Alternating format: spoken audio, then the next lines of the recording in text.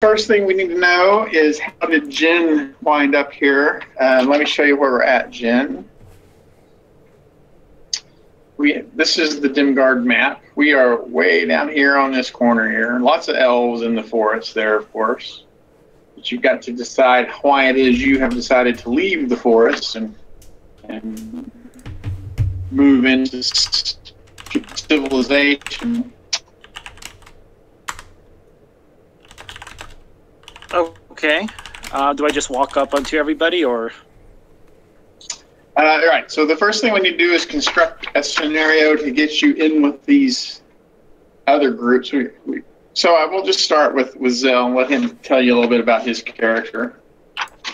I'm a meat shield, yeah! So, Zell is an ex-military captain, and has basically been traveling with a portion of the group, because we've had a few people fall in and then fall out. And he basically just looks a little bit more worn for wear than he used to. He also has collected kind of a variety of weapons as they've gone along because of what they've been going up against. So he carries a greatsword, a maul, he has 2 throwing axes, a longbow, and a quiver that doesn't exactly seem to ever fill up. So, like the ultimate fighter? Kind of. He also has a shield, I forgot to mention that. Oh! Okay. Speaking of, after we get past introductions, I have a question for the DM. Okay. And Jedediah, tell us a little bit about, Rusty, tell us a little bit about Jedediah, so that Sergio will know what he's jumping into. Jedediah was a noble brat whose entire family got killed, so he turned to the streets, picking up the role of a bounty hunter. He's a rogue by class who likes to play the role of a ranger with an assortment of firearms. I do damage from afar, and things go bang and boom. Cool. All right. Then, Kevin, you want to tell us about Bakvar? Yes, Bakvar is a man in his 30s. He's human. He carries around a giant gavel, which is a maul by stats. And he is here to bring justice to people who avoid it. Mostly those of the arcane nature and demons and such. So Judge Dredd, but divine. He judges people. Sure.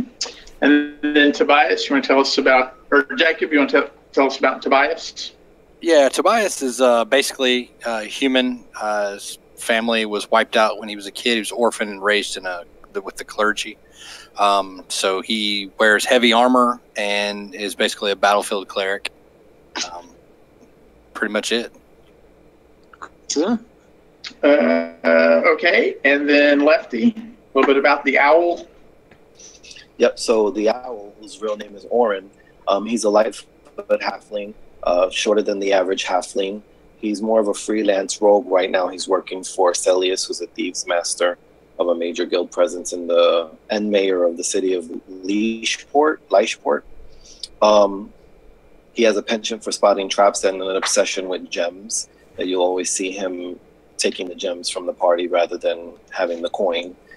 He's known as the owl to local residents because he's mostly active at night, and he prefers camping in the trees rather than on the ground or at inns when adventuring with his buddies.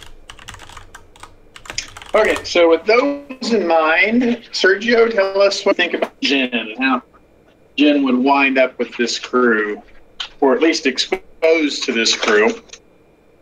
Okay, so Jen is a wood elf monk. He's a loner hermit all the way through. Even while he was in the monastery, he was a bit of a bookworm, to say the least.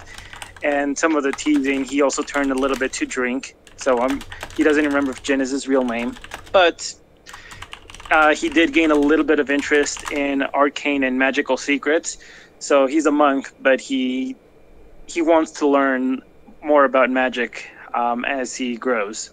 And he was told that there might be some magical secrets wherever he ended up.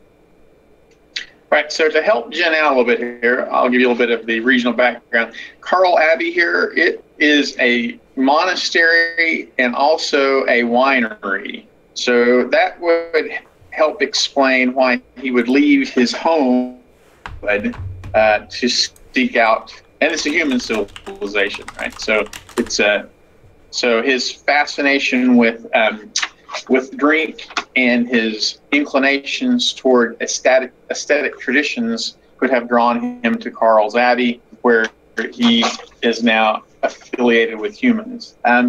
You'll note that you will need to remain in disguise, right, as elves are a persecuted minority among the humans.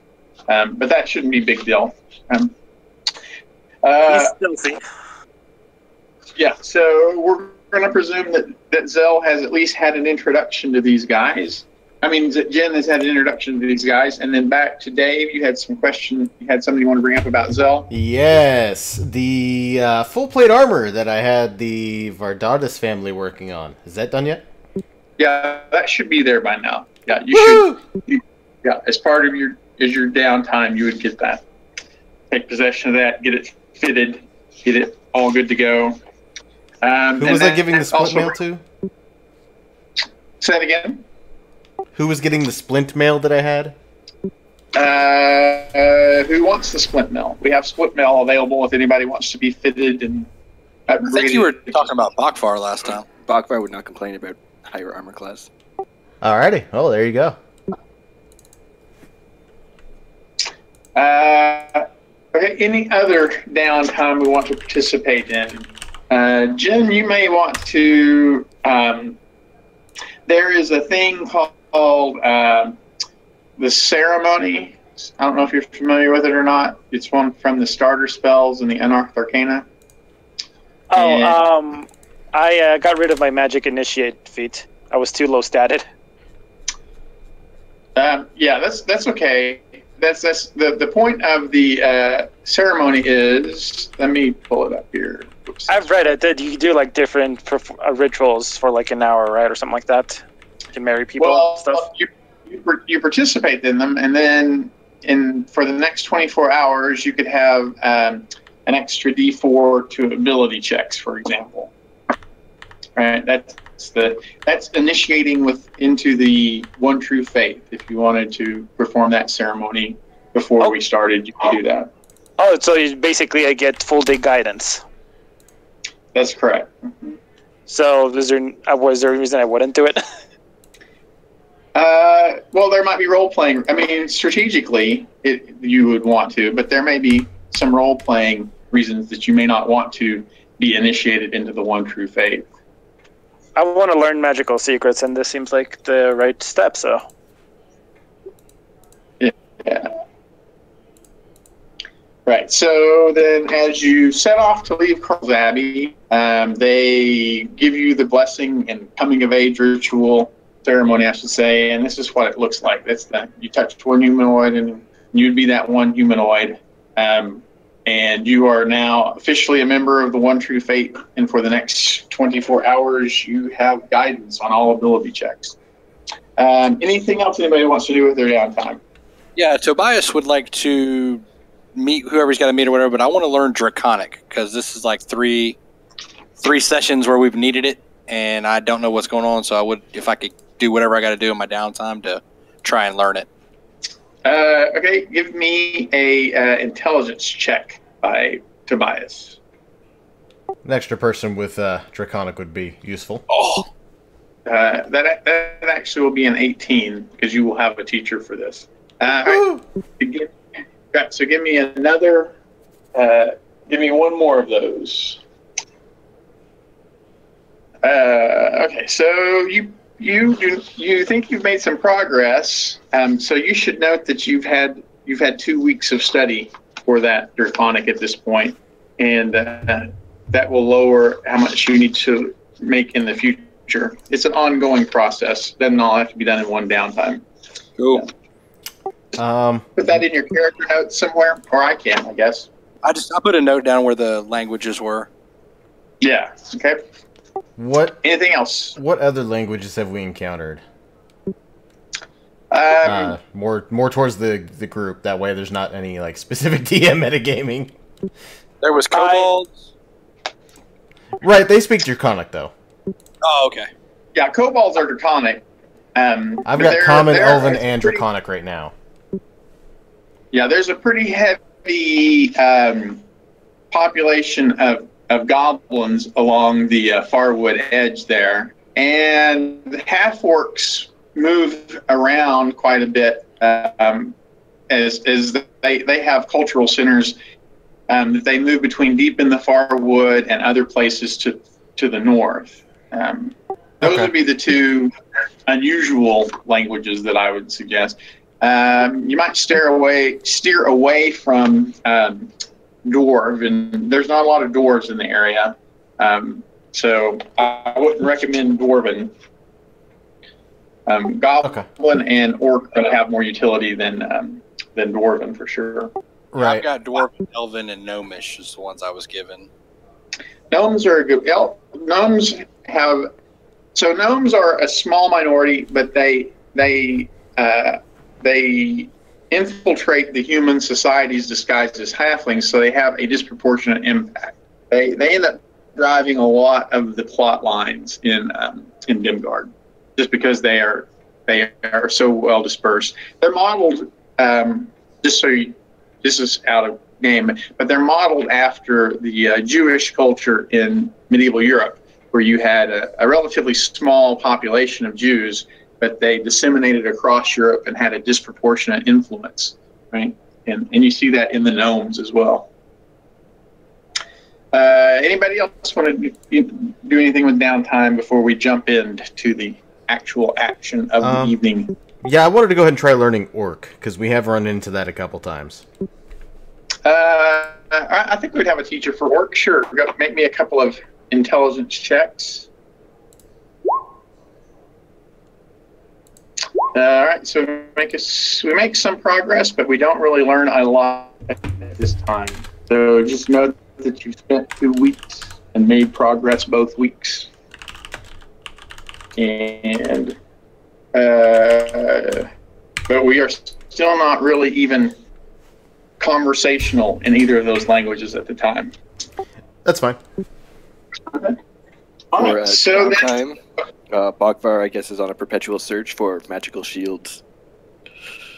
Oh, for magical shields, you probably will not be able to find an actual magical shield, but you might be able to find. If I could find like blessing, yeah, like leads or anything towards such a thing. Yeah, you. Let me pull up that always. I should remember that by memory as often as comes up. I'll pull up the campaign guide, but I think it's an investigation check. Hello. But I may be wrong for an actual shield. Okay, I'll write it down. Sipping away right quick while downtime stuff is going on. Food's here. Yeah, that's good. Yeah, we've got a couple minutes.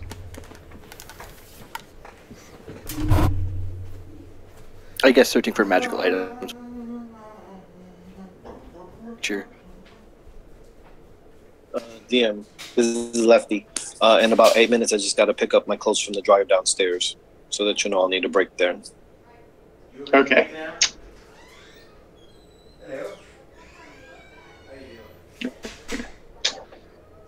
Okay, let's look here. To find specifically a shield.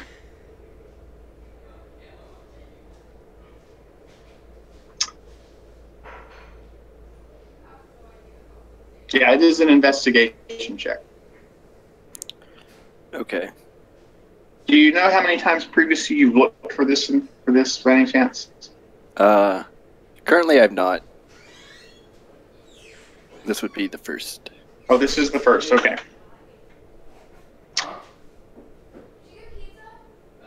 No.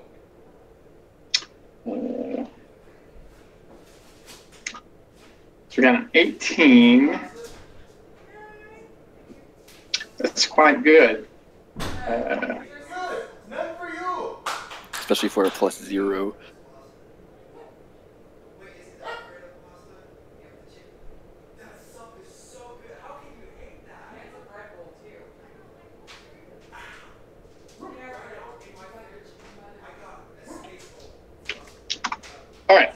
So that would be 18. Yeah. So yeah, actually, just at the end of the 2 weeks, you would find. So you don't actually find a shield. You find a blessing that will enable your normal shield to function as a +1 shield for up to a minute. And activating it requires no action. You just decide that. Okay. Yeah, that's nice. That's not bad. So at any time during the day, you can decide, I want my shield to be a +1 shield for the next minute, and it will do so. Is that yeah, once per day? Yeah, once per day.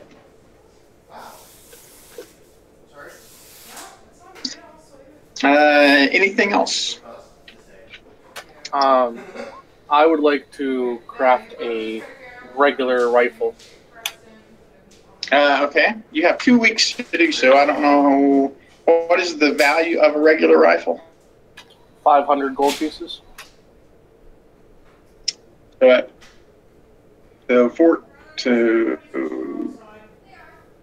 You would be able to get like a little over a tenth of a rifle crafted during downtime at this point. But you can get started on it. Cool, well, let's get started on it. Okay. Yeah, so you craft at 5 gold pieces a day, and so it's going to take you a total of 100 downtime to do that, and we got 14 of that 100. So just note that somewhere on your character sheet so that we can track that during future downtime. That's a very good use of downtime. All right, then away we go.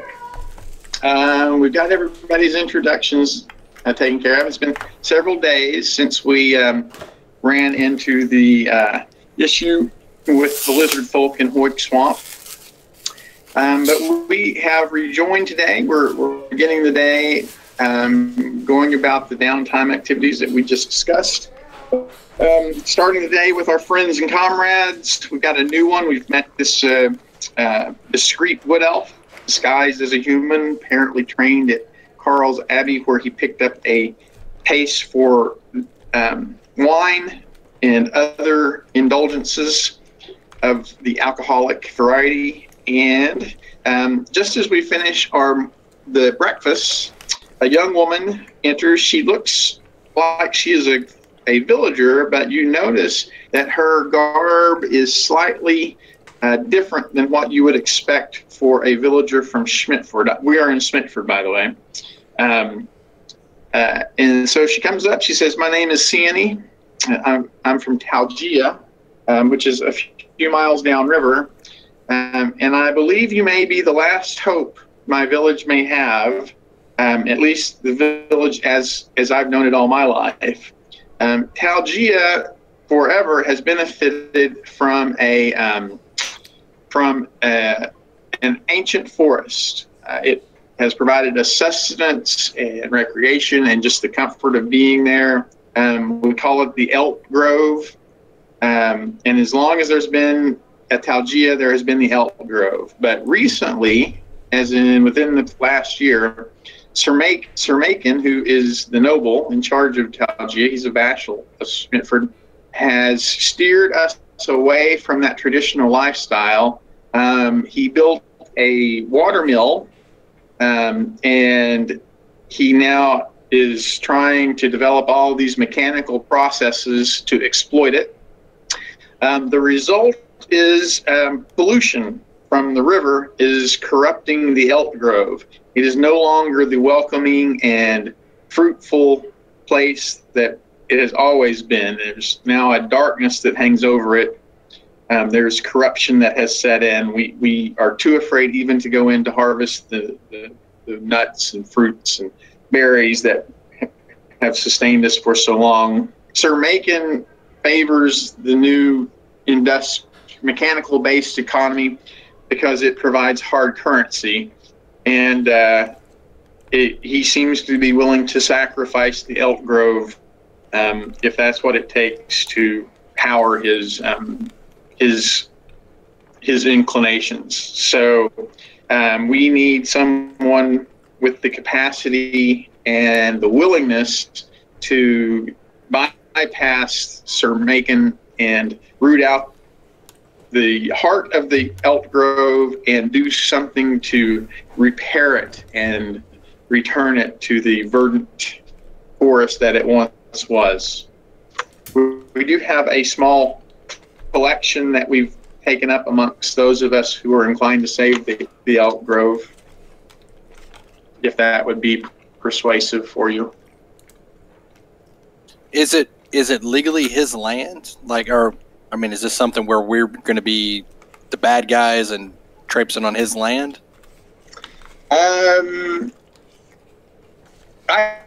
probably he lays claim to it, right? So he is the only noble within. So the Elt Grove is not large; it's only about a mile across, and he's the only noble in the close vicinity to claim it. So probably just by right of nobility, he would say that it is his to do with as he desires. And what is he trying to do? You said he's trying to automate things. I mean, that's right. So Sir Mayken, he was first propositioned by a group of investors from Moorsgate, and they told him that if they would loan him the money to build a water mill, if he allowed them to then use the power from that water mill to build a tannery. And so initially there was this tannery that occurred about a year ago. And then as things got established and an infrastructure got built, and Mortalgians began to realize that maybe it's better for them to work in some sort of an industrial situation than to farm all day, they fired up a lumber mill and now a paper mill, and all of that is quite destructive. So the Elt Grove is about a half a mile downstream from all of this new activity, and the runoff is polluting it. And in particular, they have begun to harvest the timber from the Elt Grove for both the paper mill and the lumber mill. And so many of the most desirable trees, some of the oldest in the Elt Grove, have already been cut down. So it could be that the Elt Grove itself is reacting against the intrusion, or it could just be a product of the pollution in the river that is now flowing downstream. But the Elt Grove is not happy, and if something is not done, it will be scrapped for the timber and paper mills within another 6 weeks or so. I get it, guys, but I just don't see what we can do if it's his land and he wants to cut the trees down. I just don't see what. I mean, we can't go in there and tell him to shut down his business because he's tearing out or messing up the trees that he's already going to cut down. I'm just not sure where we have what we can do. I think at most we could do now is talk to him, but they say like the forest is like it's scary to enter. I don't think pollution from a mill is going to cause something scary in a forest. So maybe there's something else going on. Oh, okay. I guess I missed that. Yeah. I mean, I'm all for it. If we want to go there and talk to the guy, I just kind of feel that it's going to be, hey man, this is my area. I'll do what I want. Get out of my face.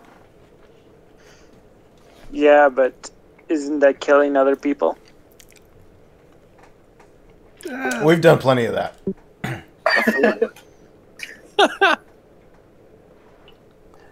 Yeah, I'm not really sure what. I mean, I'm down for talking. I don't think I know this whole situation. I don't think we're getting enough information. So if we want to go check it out, I'm down for that. But yeah, we definitely need some more info. That's for sure. So yeah, I'm all for going and checking it out. If nothing else, just to get the full story. What you need is a druid. So True. We did have one. Tobias, if you've been drinking, you sounded Irish.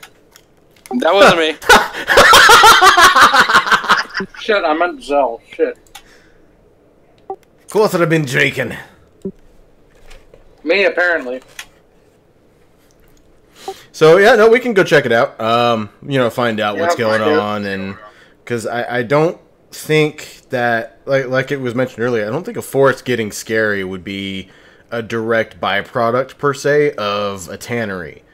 I could see the forest being cut back on if there was some other type of force that was trying to fight back, might cause some issues, but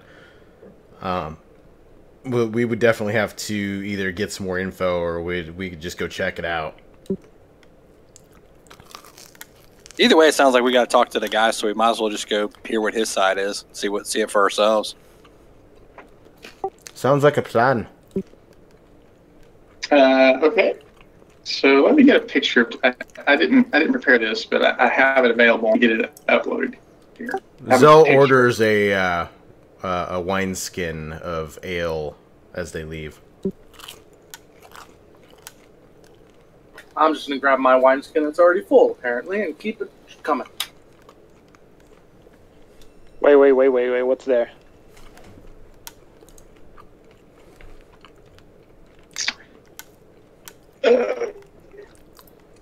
Okay, so we're going to go meet with Sir Mayken. Am I understanding that correctly? Yep. Yes, sir. Hopefully he's not aching for some bacon. Let's do this. Let me show you what the way there.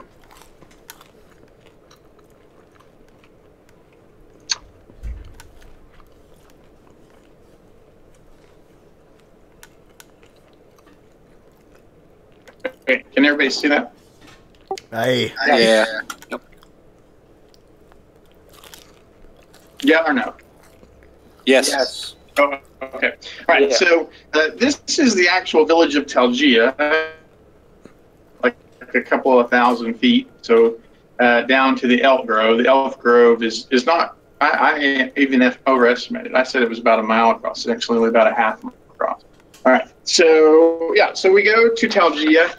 So Talgia is different from the other villages in that, like I said, it has this water mill, and there is a new burgeoning industrial sector. Right, you got this alchemist shop, you got a tannery.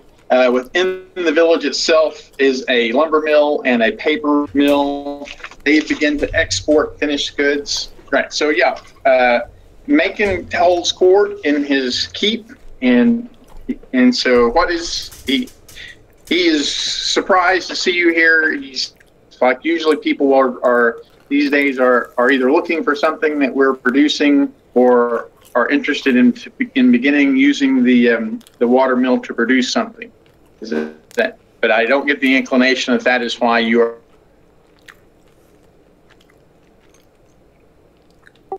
It'd be pretty much correct, yeah. We're here for more of a story that we were told about than what we think we got. Okay. So, what is it that you want to know from me? Well, the main thing that we're trying to figure out is because we were approached to try to find some type of resolution to what we gather is potentially not exactly an issue on one end. We were told that the Elf Grove... wait. Is that an F down there? That's a T. It looks like a T. Elt. Elt. ELT. Uh-huh. Okay. We were told that that was basically being wiped out over time, and that there is a concern that if that is wiped out, that there will be other issues that arise because of the tannery.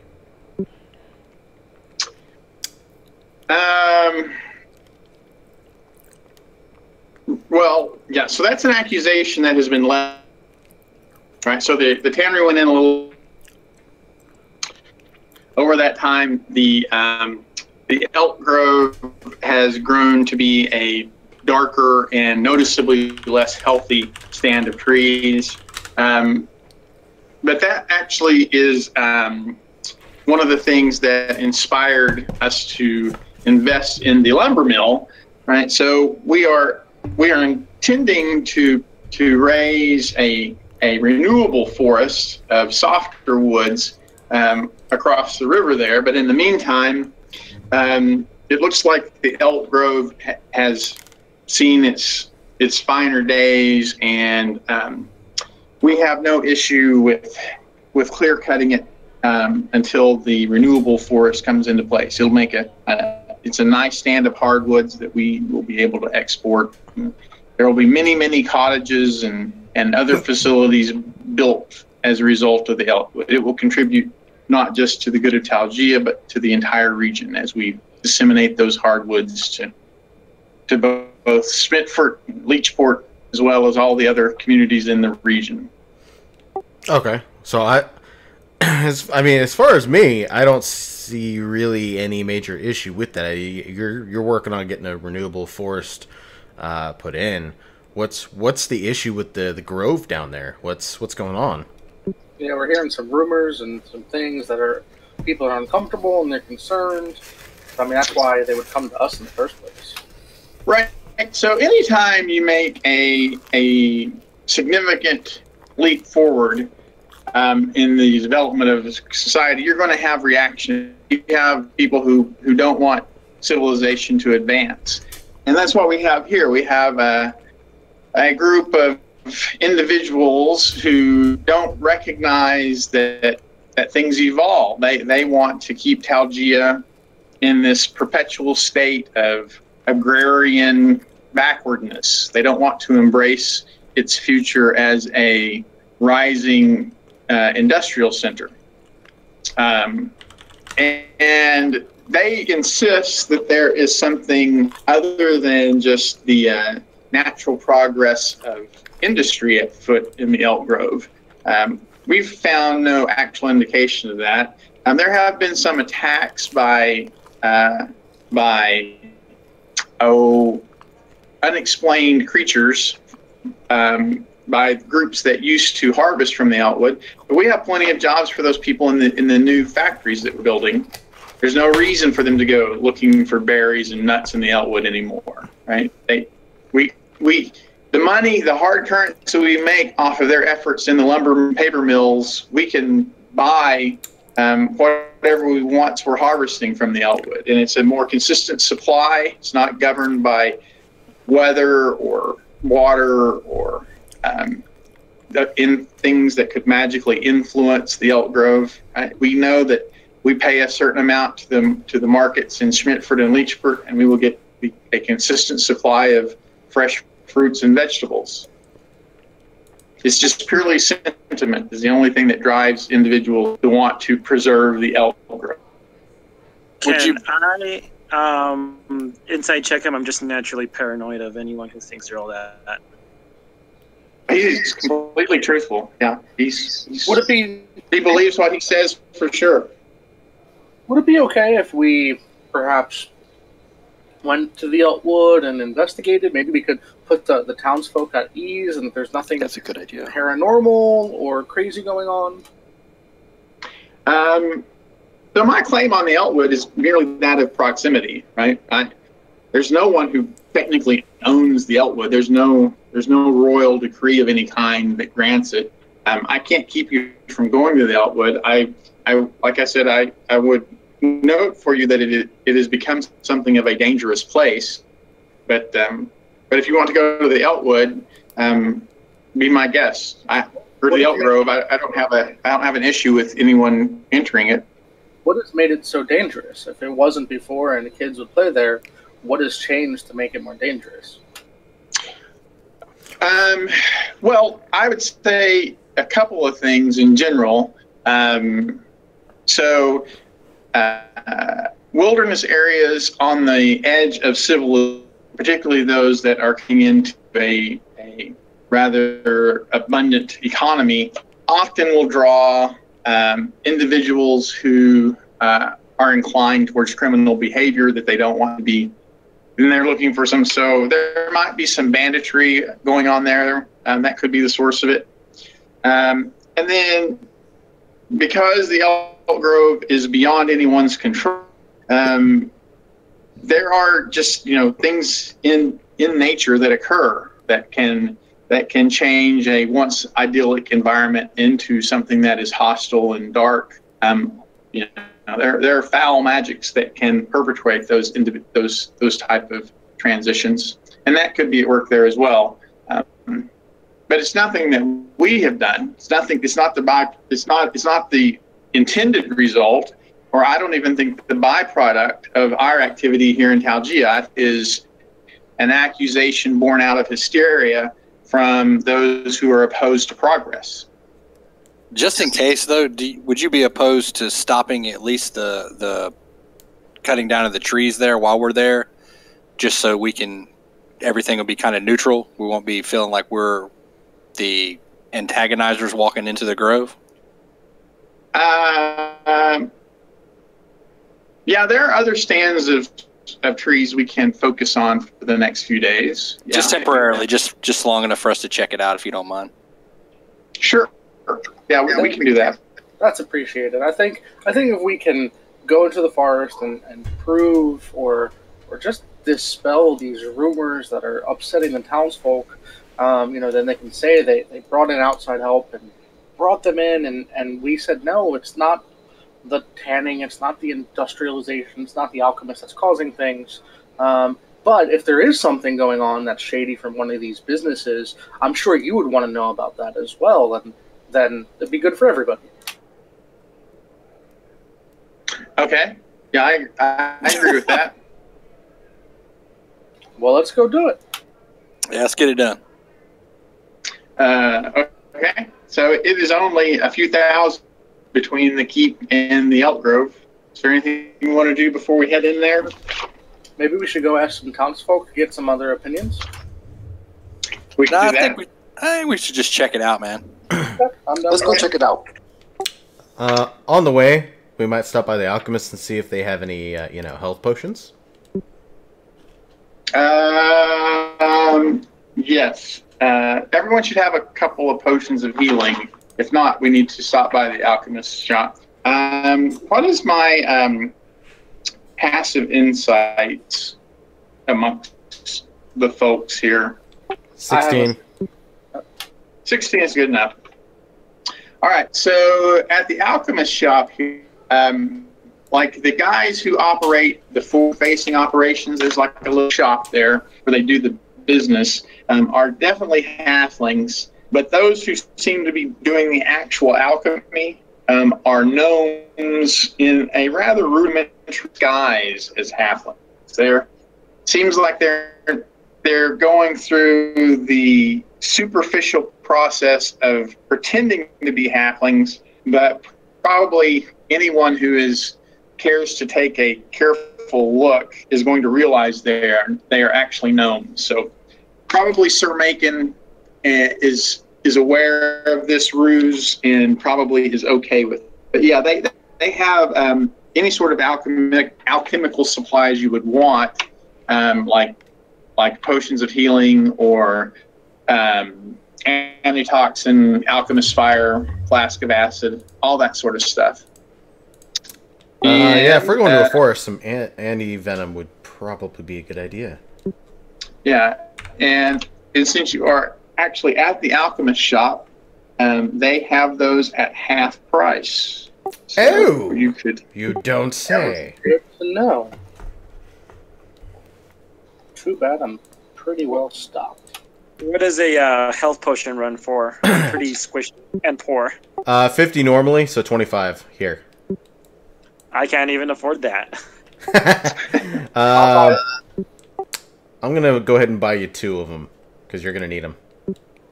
Oh, thank you. I'm going to buy 2 for you as well. Consider it as an investment. 4 health potions? Yes. Oh, geez. Thanks, guys. I'm going to spend 150 gold total. 50 for the 2 potions, And then 100 gold for 4 antitoxin vials. And then I've got 3/4 levels, is that right? And then 2/3 levels and a first level? Right. Yes. Sounds right. Okay. I'll buy 4 health potions as well. And trying to see what else we might need in here. Definitely not alchemist fire. I'm going to buy 4 of the anti-venoms. Toxin, whatever, you know what I mean? Yeah. Oh, there we go. That's what I'm looking for, the description for it. Oh, this area gives me the creeps.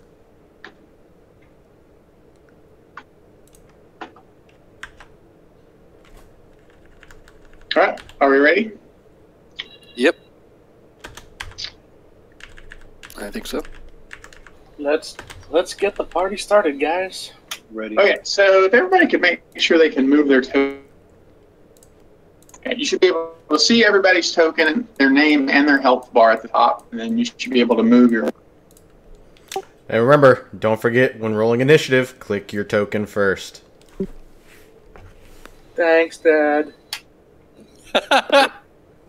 So can Jin move his token? I haven't seen him move. Yeah, okay, very good. Okay. All right, so hints of a once majestic forest are still slightly visible, but every single plant shows some signs of withering. Further, rather than songs, there walk of fowl in the distance. The expected fresh scents one would get in a forest are instead low-grade smells of decaying organic matter. This area marked as 1 is difficult terrain unless you have a climb speed. 2 is the same, except it also provides half cover. The foliage also is lightly obscured through 15 feet, and then past 15 feet, it is highly obscured. And we will jump right into initiative here.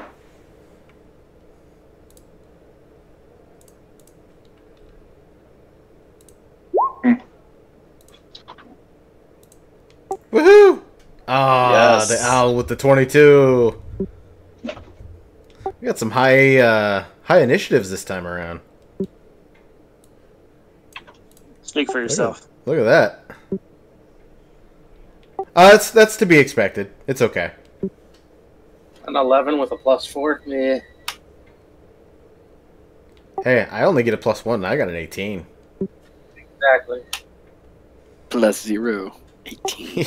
What's Well, you forget I have that good luck stone, so True. otherwise I would be at a 17. What is the owl's passive perception? The owl's passive perception is 15. Same here. Right. I got a 16. Okay. All right, so the owl passive perception, you get an odd tingling on the back of your head. Something is amiss here in this part of the forest, but you don't actually see any other creatures yet.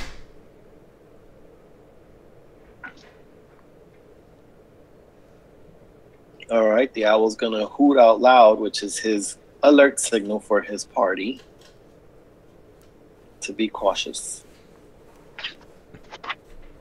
And anything else?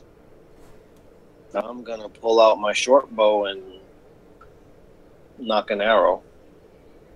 So you're going to ready to attack something? Yeah, if anything emerges that looks like it's gonna attack someone, let's say, for instance, Jin, I would let loose. Okay. So, right. So I think it's going to get everybody. Yeah. Yeah. No, maybe. Yeah, I think it's going. to be centered right here. So I think everybody except for Tobias, I need a D12 saving. What's happening here is grasping roots and vines spring up from the ground, and you need a DC strength saving throw, or you are restrained. Strength And you saving can throw? What? Strength saving. And what's this against? It is a vine blight in the middle of the path right there. And all right, so we got Balkvar is restrained. No, it's not good. Oh! I couldn't use Dex, right? No, No, this it's is got to be strength. strength. And it's Aaron is restrained. Boo. Jedediah is restrained. A lot of people. Everybody but Zell. Everybody but Zell. Yeah, and baby. Tobias. But that does trigger the owl's ready action as this massive vine suddenly begins wreathing around it. So you can make an attack at disadvantage for being restrained. Fudge. Nice. Oh, Woo. 9 is going to miss though. Oh, disadvantage. Oh, crap. Yep. Yes. And then it will be Zell's turn. Okay. Oh, by the way, so let me actually lay this down. I think Balkvar's got a higher dex than I do, though. My dex is You decide 11. who's going to go first. Oh wait, that's not what I want to do. This is what I want to do. I've just got a straight 10 on dex. I'm just gonna smack this thing next to me. So you have something more interesting. I'm gonna be moving up to beat the shit out of it with my sword, so, you know. Although it seems to be an area thing, you might walk in There and you go. immediately get restrained. Not worried. You guys are restrained. That's the worry. It is difficult terrain, so it's going to use your full third to get to there. So Yeah. all that area in green there is difficult. All right, so what is Balkvar going to do? I think Zell was I'm going. sorry, Zell. It's Zell's turn. Yeah. Does an 11 hit him? 11 does not hit him. Neat. So I'm going to use one of my super handy-dandy extra attack bonus actions from War Priest to try to hit him again. And I'm going to guess a 12 misses. No, a 12 does hit him. Yeah. Ooh, delightful. So I am actually going to expend a superiority die. Let We me have see. arrived at the. Do we know the magic? I'm sorry? We know the magic number to hit him now. 12. Oh, okay. He's going to need a DC 14 strength check. I say it. Okay.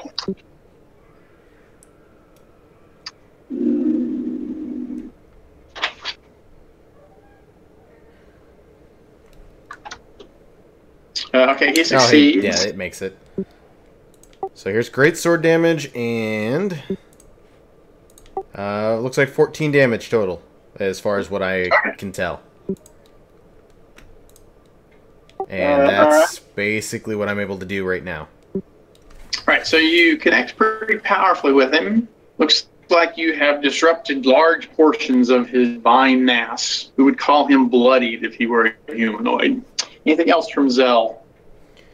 No, that's all I'm able to do. Okay, Bogfar is restrained, but you are right next to him. Yeah, I'm gonna see how effective a blunt weapon is against this weird creature. I'm gonna swing my maul. I think I have disadvantage, so that'd be 11. 11 will miss, yeah. That's all I will do. I will swing wildly with a hammer and do nothing.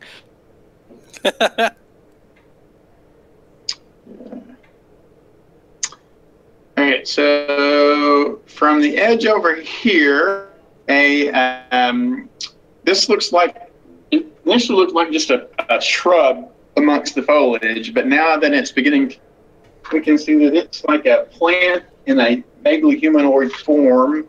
I guess it would shoot at Jedediah. So it is going to, a needle comes shooting out at Jedediah for armor class 22 for 7 piercing. Ouch. And it will be the bias's turn. The Bakvar being restrained, can I use my attack and free him up, or what do I have to do? Or is it like that kind of restraint, or are they just stuck? He's got a massive vines wrapped around him. It would be your action to free him, typically, unless you have something going on. No, I'll just do that. Oh, so you're going to go up and try to free Bakvar? It's a DC 12. It's a DC 12 strength check to rip the vines away from him. Come on. He is still restrained. Yeah. Nice try, though. I thought you all lifted, guys. All right. So this needle blight is going to also shoot at Jedediah. We got armor class 16 for 5 piercing. Then it is Jedediah's turn. I'm pissed. This vine blight has me restrained. I'm going to shoot it. Okay. With disadvantage, I'm assuming? Yes. Sharpshooter wouldn't have any effect on that, would it? No. Shit. So one is going to miss. Misfire the gun. Oh, that's right. You misfired the gun. Yeah. Anything else from Jedediah? Bonus action to try to repair it. Okay. Fixed. Right. So Jin is restrained. Jin. I guess I don't really have much of a choice but to try to get out of this thing. Okay. It's a DC 12 strength check to break out of it. Saving throw or check? Check. So you would get a D4 added on that for the ceremony, for the coming of age ceremony.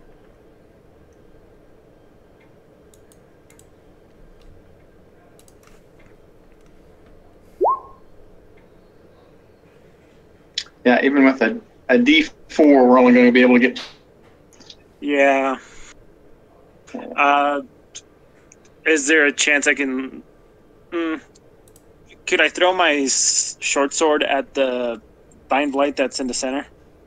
It is an action to try to break free the vine, so you would. Oh yeah, fair enough. All right. Well, I guess I don't really have much. Okay, so this other vine blight comes out. Looks like it's the owl. Going to crit the owl for 15 piercing. And the final needle blight.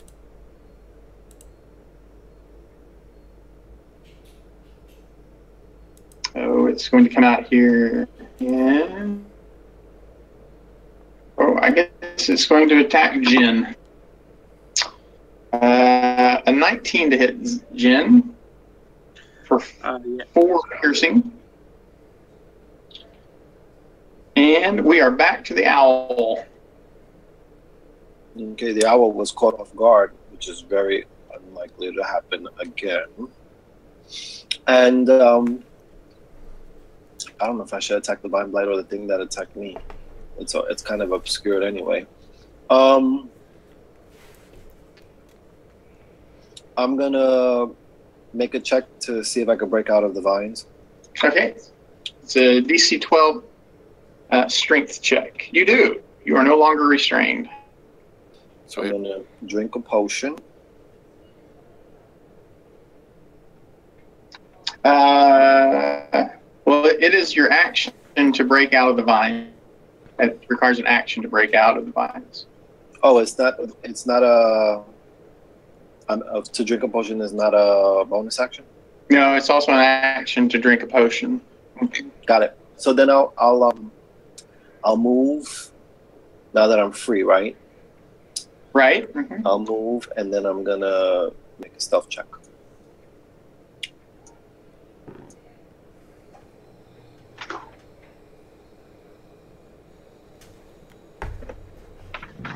Okay. And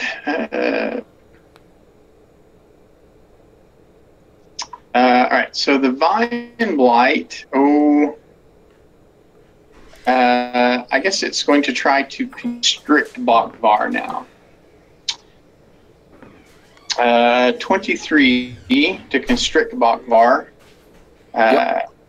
And so Bokvar takes 12 points of bludgeoning and is even more constrained. It's a DC 12 escape him now, but now he's also got you directly. There's no difference really. And then it is Zell's turn. So, what's Bokvar down to you, HP wise? Like how good are you? about 2/3. I think I'm okay. Okay, all right. So, what I'm gonna do is, what was your stealth roll? It's 11. Oh, I probably see you. So, I'm gonna go ahead and who is the owl is gonna get Shield of Faith. So he's gonna have a 15 AC until my concentration breaks. And as a bonus action, I'm going to go ahead and smack the Vine Blight. Okay.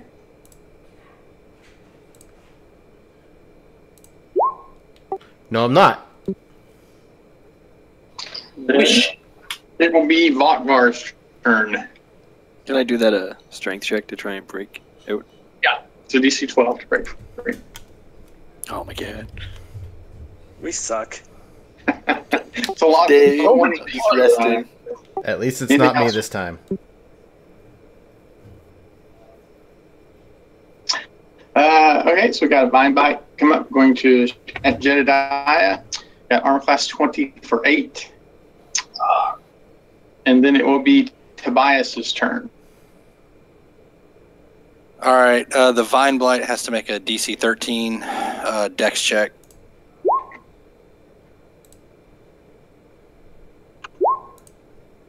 All right, so it fails. Oh no, I'm sorry, it succeeds. What was the DC you said? It was 13.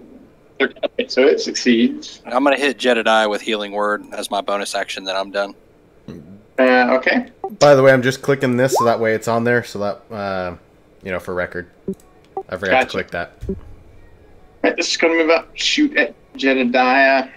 How much? Arm class 7. How much health did I get? Oh yeah, we need some help, some healing from Tobias. Okay, got 9 back, and then Hit for 9. and then you get hit for 9. Yep. Thank you so much. It will be Jedediah's turn.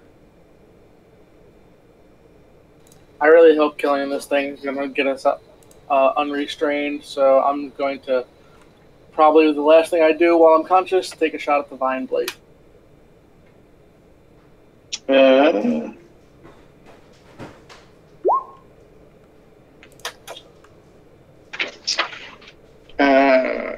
Okay, an 11 will miss.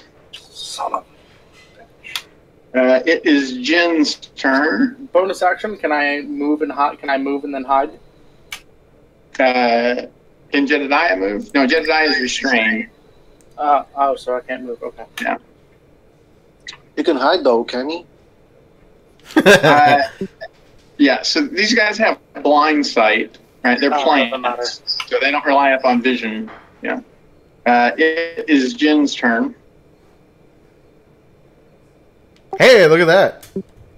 Yeah, so Jin is no longer restrained. Yay. My only bonus action, I believe, is punching if I've already punched, which means the only thing I can do is move right now, I think. I believe you're right. So I'm just going to move over here and in between three of them, and hopefully I won't get the brunt of everything. Okay, so this is going to move up, shoot at the owl. 7 will miss the owl, though. This one will move up, and it's going to shoot at Zell. Nope. I believe what misses Zell. It is the owl's turn. Hey Dan, Oh, boy. quick question for you. Do these have advantage or disadvantage? Against a restrained creature, they have advantage. Yeah. Okay, cool. That I was just confused why the owl didn't.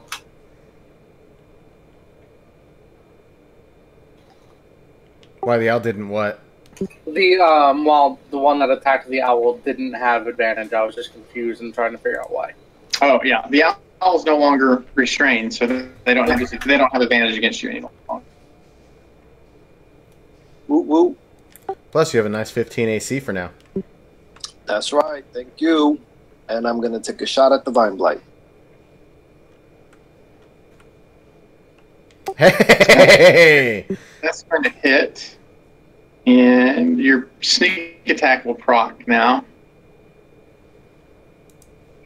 All right. So this guy collapses, but it does not end the effect.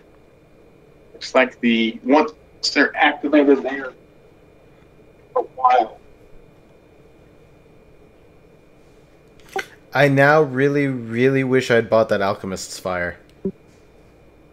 First thing I thought of, dude, when they come out of the woods. Zell's turn. Yeah, whenever you said we definitely don't want alchemy, that's interesting. We were going into the forest. I was like, hey man, fire in the woods, it's gotta be a bad idea. Hopefully they don't have a fireball ready because we'd be screwed. Yeah, we don't have a mage. So the one in front of me, he looks like he's unconscious, basically. Yeah, the only reason I left him there is so we'd see really, now then that everyone who is can be affected. Yeah, he's gone. Okay, so is Bakvar still grappled? Yes. Yeah, the people who are restrained are still restrained for a while, and or until someone breaks them out or they break out. Gotcha. So,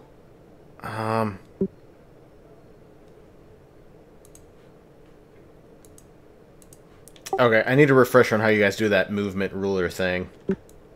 Space while dragging. Yeah, you drag it and then press the space bar where you want to put a waypoint.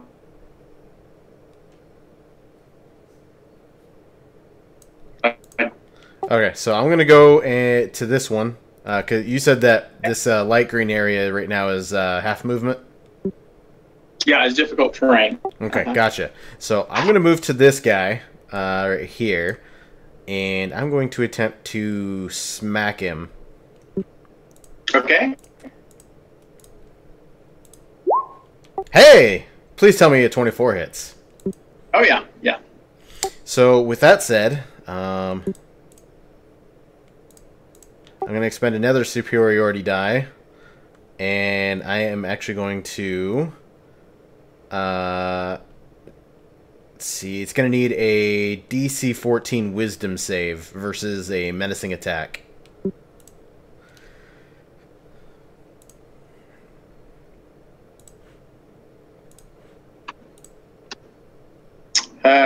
He fails. Awesome. Failed going. So it's going to have disadvantage on attacks, but it also takes 16 damage. Okay, so it collapses into a bunch of twigs at that point. Awesome. Well, I don't have anything close enough to to do anything, so I'm done. Okay, it is Bakvar's turn. I want to break out. Nope. Okay. Moves up, shoots at Jedediah. Armor class 15. Missed. And then it is Tobias's turn. I'm gonna move over and heal Jedediah. Okay.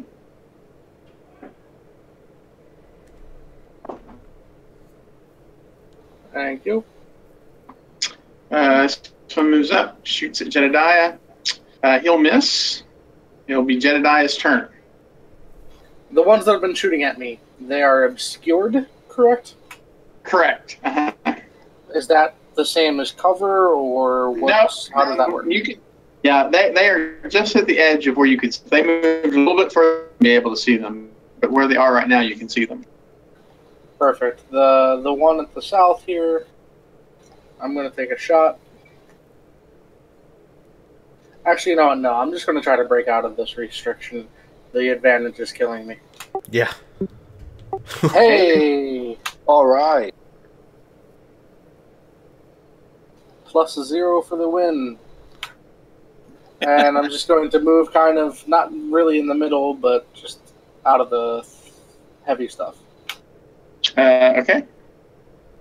It is Jin's turn. Well, I don't think I have any way of reaching Bovar. I mean, the monster, so I'm going to help Bovar get out, even if I'm not really strong. Yeah. Okay. No. No? Oh, I can add a Good D4 to try. that. Oh, yeah, that's right. Oh, It's got to be yeah. fate. One. Get a 2.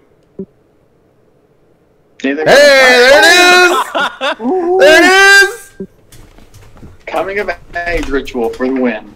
Has anybody Oh, yes. broken out with anything higher than a 12, or did every single person get a 12? I think everyone's gotten a 12. Okay, so I guess this one. That one. Oh, yeah, he did, didn't he? Shit. Looks like Jedediah puts this one there. We're going to Jedediah for 15. For 15. Oh, I'm alive. Holy shit. And it is the owl's turn. The owl's gonna drink a potion. Yeah, he is. And it is the owl's turn.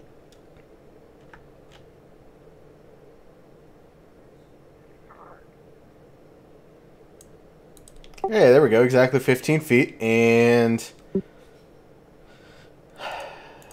I got to heal somewhere. There it is. I'm going to cure wounds on Jedediah for, that's going to, ignore the 16. Why is, hold on. Why did that, You probably have it in there as some sort of an attack. yeah, I have it in as a, because there's not a heal roll. Right? So I put it in there so it would roll it by, like, automatically. So, the first one would be, so he'd get 11. Okay. So Jedediah gets 11. Yeah, let me, how do I, yeah, because I can't do a spell card won't actually roll the, thing on there. Yeah, I'll just have to remember that. So yeah, he takes gets 11. And, we will kind of sit there, because there's not anything else I can do for anything that's going to be in range. Okay, it is Botvar's turn. I am going to dash into the woods through the difficult terrain Okay. and use my bonus action from Charger to swing my gavel at this thing. For 16 hits. 12 Yes. Plus, Okay. plus 5, 17 damage. 17 damage. It crumples into a pile of twigs. Nice. So I think this one would shoot at Tobias. A 20 misses Tobias, right? I have a 20. No, I mean a 19. He needs a 20. He only had a 19. This is Tobias' turn. I'm going to try and hit him with a Sacred Flame. Okay. Whoops, I'm sorry. Rolled the wrong thing there. Ignore that. Oh, God. He saved me. 14. Okay. This one will move up. He's going to shoot at Jedediah. 10 will miss Jedediah. Jedediah's turn. I'm going to take a shot at the one that just shot me. Okay. Advantage, disadvantage. I think it's just straight. I don't think there's anything applying there. 18 will hit.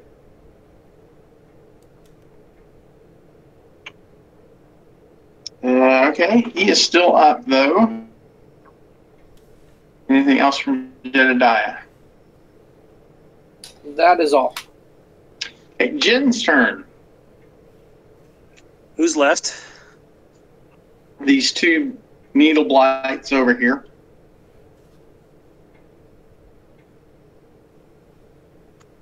Yeah, I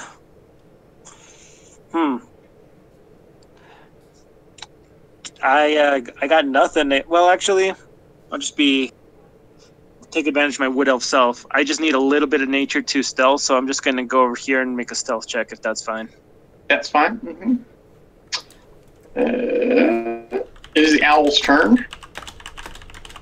Yeah, I was gonna take a shot at this guy down here. Put a circle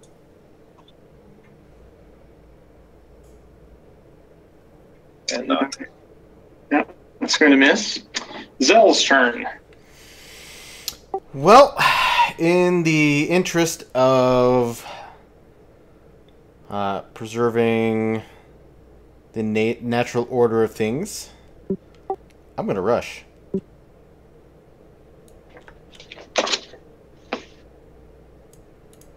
Which will put me right there. And as a bonus action, because I still have one more, I'm going to swing at this one.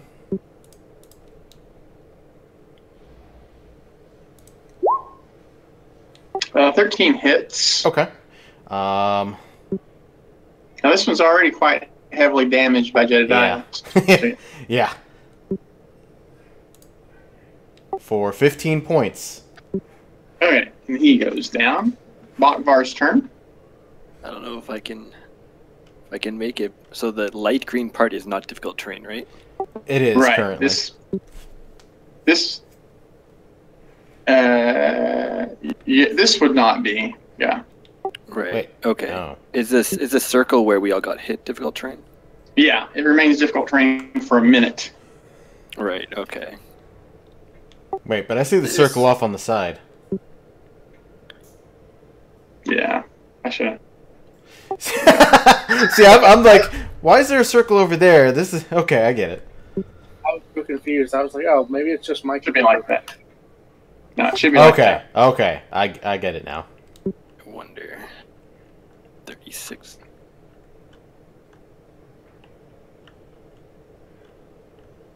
Yeah, no. So I can't make it. So I'm just gonna dash as close as I can, which is about here. And that's it. Okay. Alright, so it will shoot at Bokvar.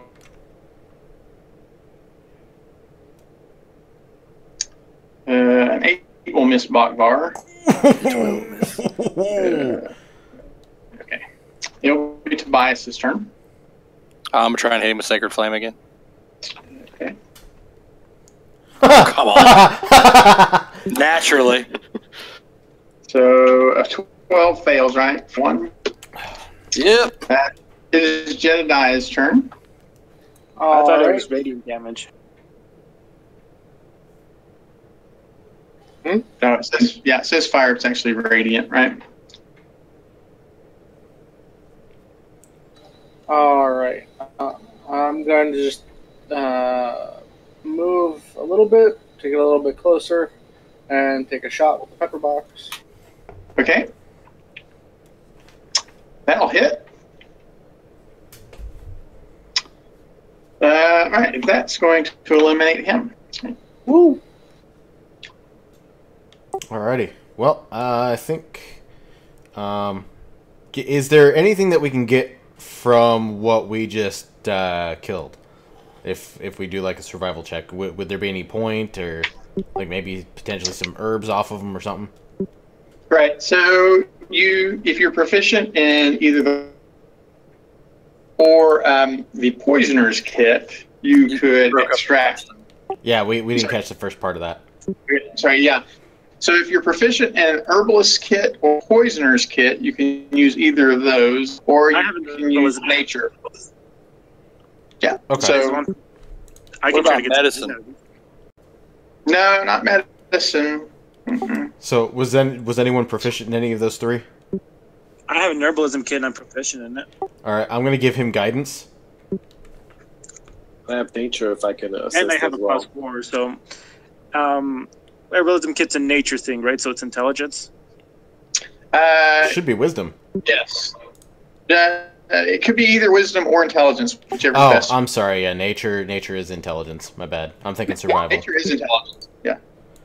So now keep in mind you do get. add a D4 to that, so. Yeah, you can add a D4 to that as well.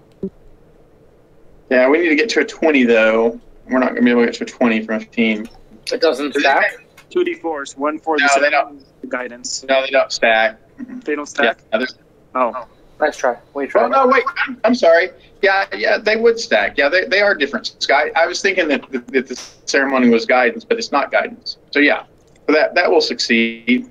Yeah, my mistake. Nice. Sweet. Alright, cool. So I got yeah, poison. if you want to try the other ones, go for it, because none of us are going to have any ability. Well, we've got a total of 5 remains. We can. So that would be one of them. Yep. Nope. That. Wow. Wow. A valiant I'll try effort. one. I like that you're rolling the same on all of them. Ooh, Oh, look yes. at that. That'll work.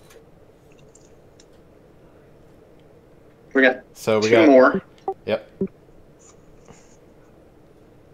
So I have 2 left. Yes. 2 left. Uh-huh. There's not helping that one. So don't roll. No, I could get 8. The guidance I gave you was only good for 1 roll. But it's a cantrip, isn't it? You can just keep casting it. No, it's not. It's from a magical item. No. Yeah. I have both. I I have was both. gonna say, yeah, I've got the cantrip, yeah. Yeah. Oh, then I'll just do that one. Right, but we would have to have done it before you rolled. Oh, Well, I no, was, didn't get there. yeah, I was presuming we were though. Yeah. Okay, fair enough. We'll do that then. Okay, now one. Still don't get there. But we have 1 more. There's potential.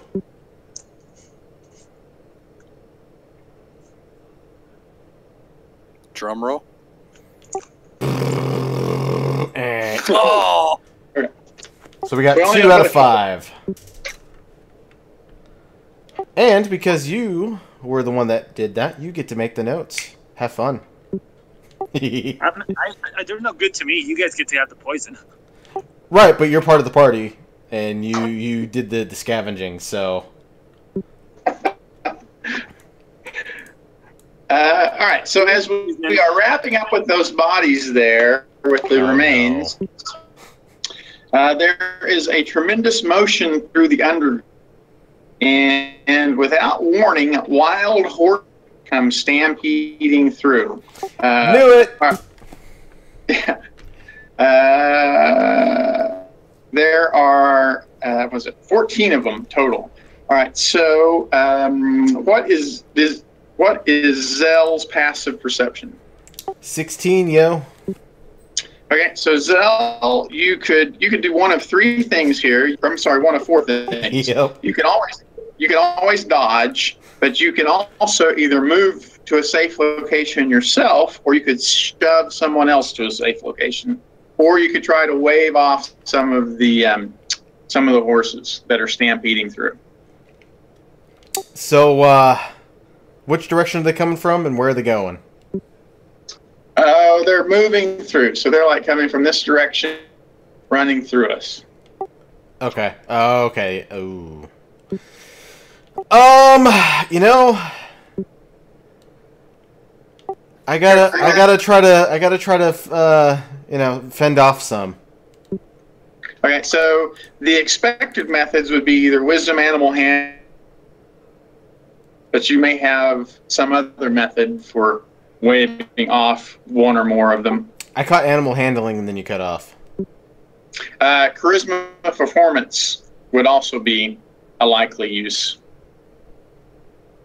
Ooh. But you may have a different one. You may have something else in mind to prevent one or more of them from attacking. I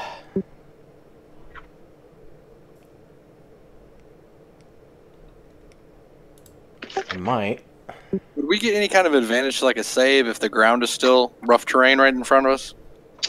Well, this is. It takes a minute or 10 minutes on each one of those bodies. Oh, okay. Yeah, so that's long gone. Yeah.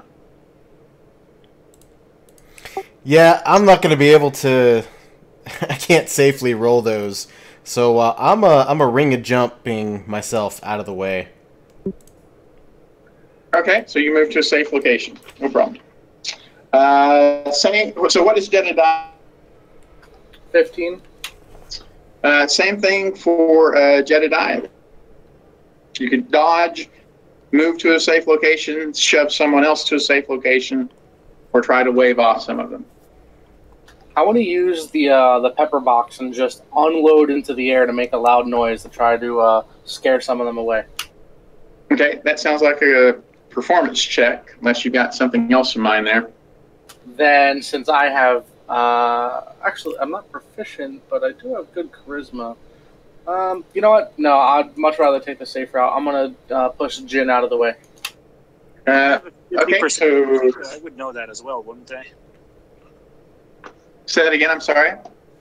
I have a 15 passive perception, so I would notice it just as well, wouldn't I? You would, yeah. Mm-hmm.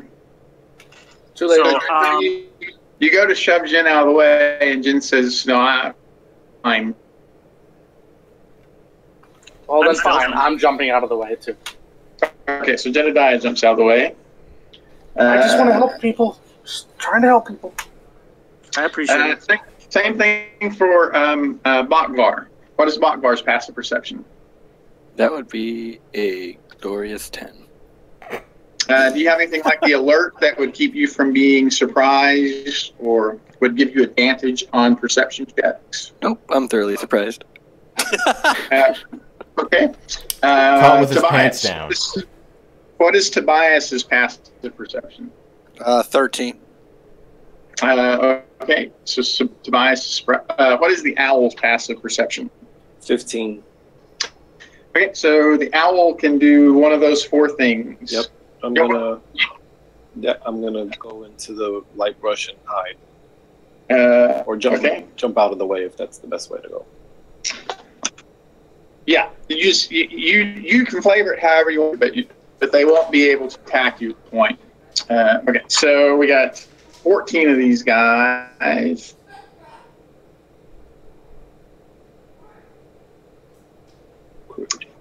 And they're going to be... Oh, and I'm assuming Jen is going to... Or did you want to do something else, Jen? Say that again, you cut out.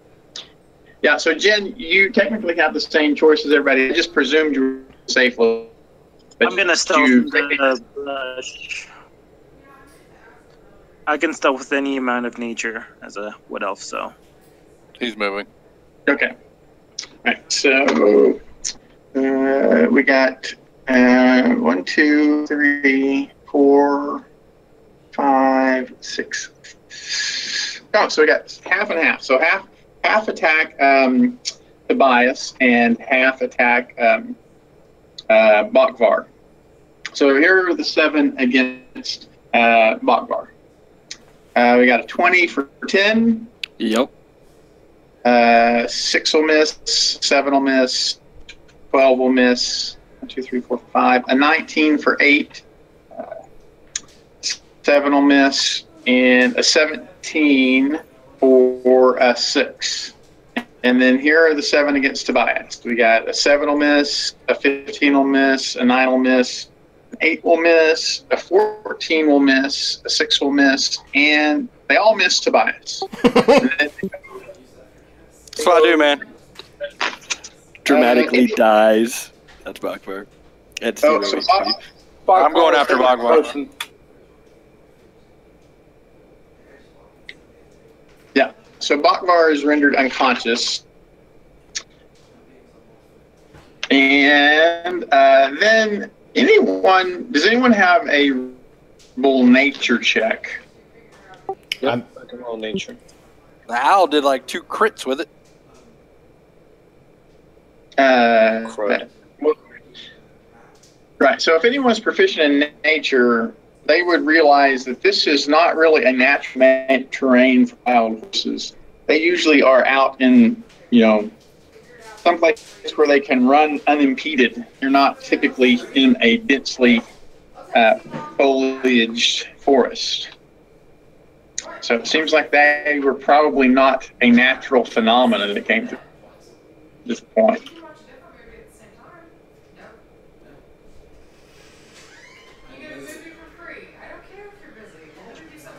So at that point, are we going to go on? I'm going to say we're going to need some rest, and that way we can get people healed back up. There's nothing that looks like it's preventing you from taking a short rest. Yeah. Okay, that sounds like a good idea. During the short rest, I just want to keep watch. Thank you. I All guess right. it wouldn't hurt to take a short rest for me with my 1-hit dice. Oh, no, Balkvar, hold off on the potions. No, I decided against the potions and Yeah, Yeah, and we complete our short rest without any problem. Okay, yeah, before the short rest is over, I'm gonna... wait a minute. Okay, I'm gonna have to do that differently, because that's not working. There's no way I can heal for 20. Yeah, it's adding. You're also getting proficiency bonuses on there that it doesn't. It's just a D8 plus your modifier. Yeah. I was just getting like the worst rolls today. 1, 4, 8. I do not know how that. So you're gonna get 8 from that cure wounds, and I'm gonna do one more. It's gonna be 6. So you're gonna get 14 HP back from my cure wounds.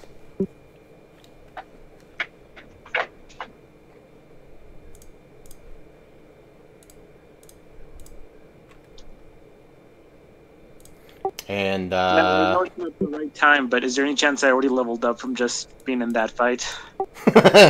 no. No.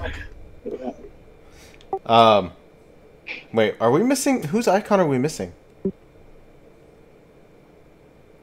I think Jin Yeah, where did Jin go? disappeared. Well, that's a good question. I don't know. I was in the middle of the... I was like standing next to you guys. Did I delete Jin by some? I can put Jin back on there. I might have deleted them by accident. I didn't Way make to the go, cut. Dan. Player killing the new guy who didn't even die. Yep, and Al, you'll need to readjust your AC back down by 2.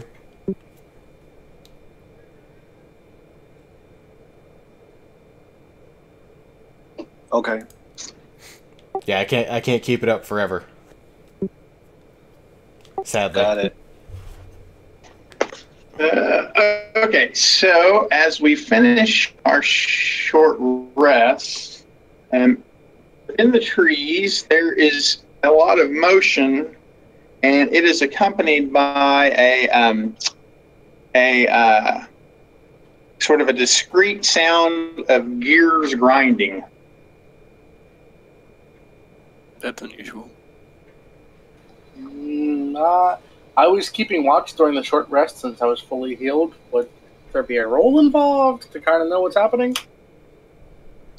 All right, so coming through the forest, the same way as actually it would be coming from down here.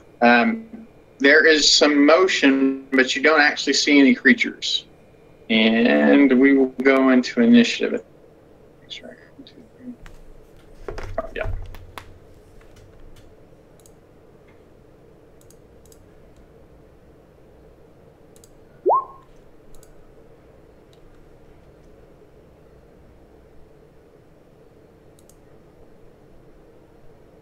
rolling high today.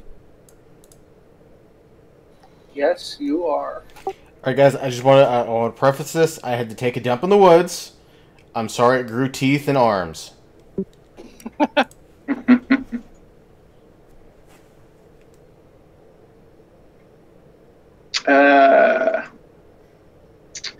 Right, so let's see.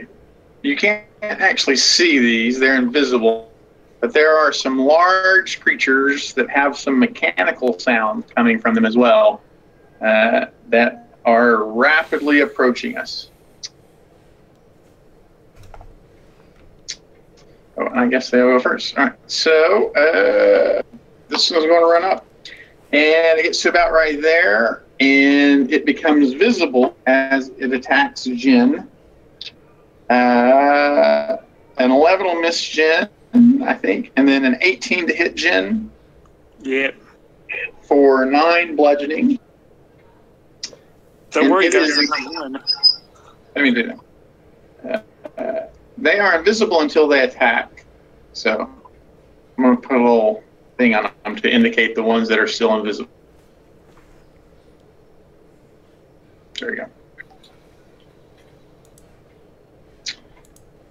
This is the owl's turn. The owl looks at the rest of the party and is like, fight or flee. And he takes out a short bow and attacks the one that's visible.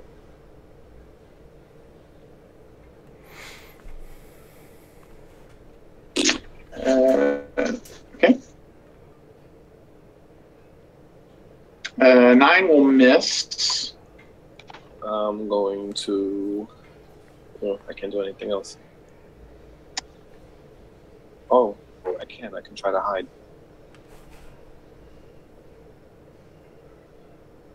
Alright, so this one comes rushing up and now becomes visible as it attacks. 12 I'm sure misses, but then I got a 24-9. Yep. And it is Jin's turn. What is the potion of healing die? 2d4 plus 2. 2d4 plus 2. Oh, by the way, so once these guys become visible, they look almost exactly like apes, except they are clearly mechanical. Can I disengage just as an action, or do I have to have that as a listed action as a character? That is an action that everyone can take. Yeah. Oh, then I will absolutely disengage.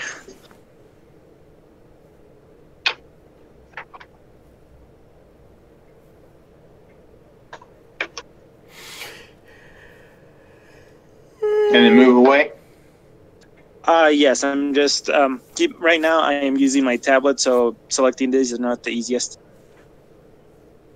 Yeah, I can move, right? Yeah.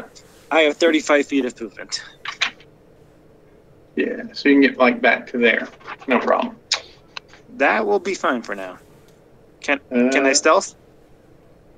You'd have to be able to do it as a bonus action. Do you have a bonus action available? I have one available. Yeah, all I did was disengaged. No, disengage is an action. But do you Yeah, so you'd have to have something like cunning action or spend points to do it as action. Oh no, all I have is bonus action. If that's not a stealth, then I wouldn't be able to. Okay. Right. So this one's going to move up. Attack Zell there. Got a 19 to hit Zell, 6, and then a 9 will miss Zell. And it will be Jedediah's turn. All right, the one that just attacked Zell, I'm assuming is in melee range of Zell, so I'm going to shoot it. Okay. I'm assuming that hits. Yes. Uh-huh. These guys are not particularly hard to hit. 14. 14. Okay. Moving into the brush and then hiding. Okay. Tobias' turn. All right, this one down here on Bakvar, I'm gonna try and hit him with Sacred Flame. Just needs a decent 13 save.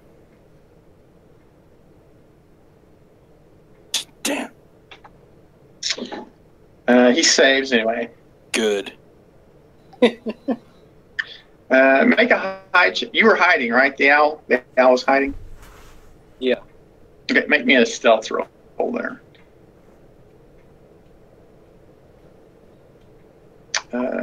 Okay. So this one comes climbing by, but it is going to. I'm assuming the owl is going to let him.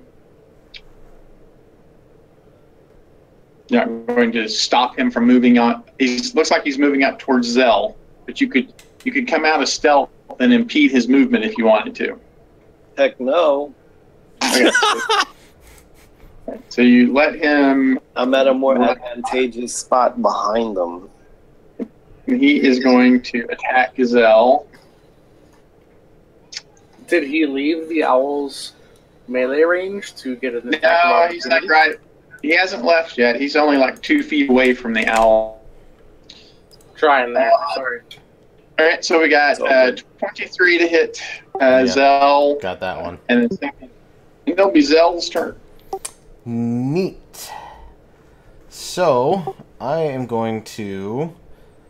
I'm actually going to swing at this one right here. Okay. They're pretty easy to hit. Oh, there it is. That'll hit. Cool. As a result, superiority die is getting expended. And the one between me and the owl is going to get hit as a result.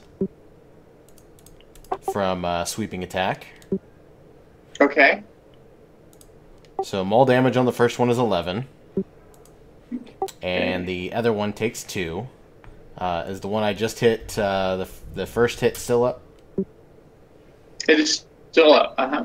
Cool. I'm a bonus action hit him again.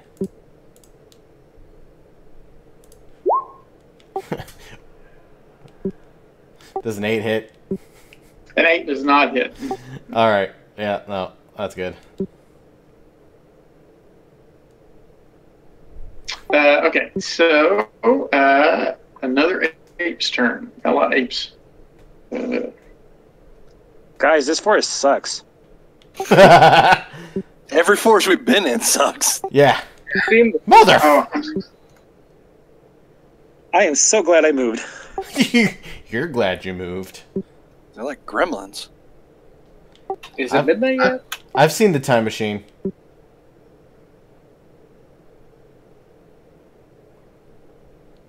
Alright, so he's going to attack Zell. Yep. Fuck! He crits Zell for 10, and then a 9 misses.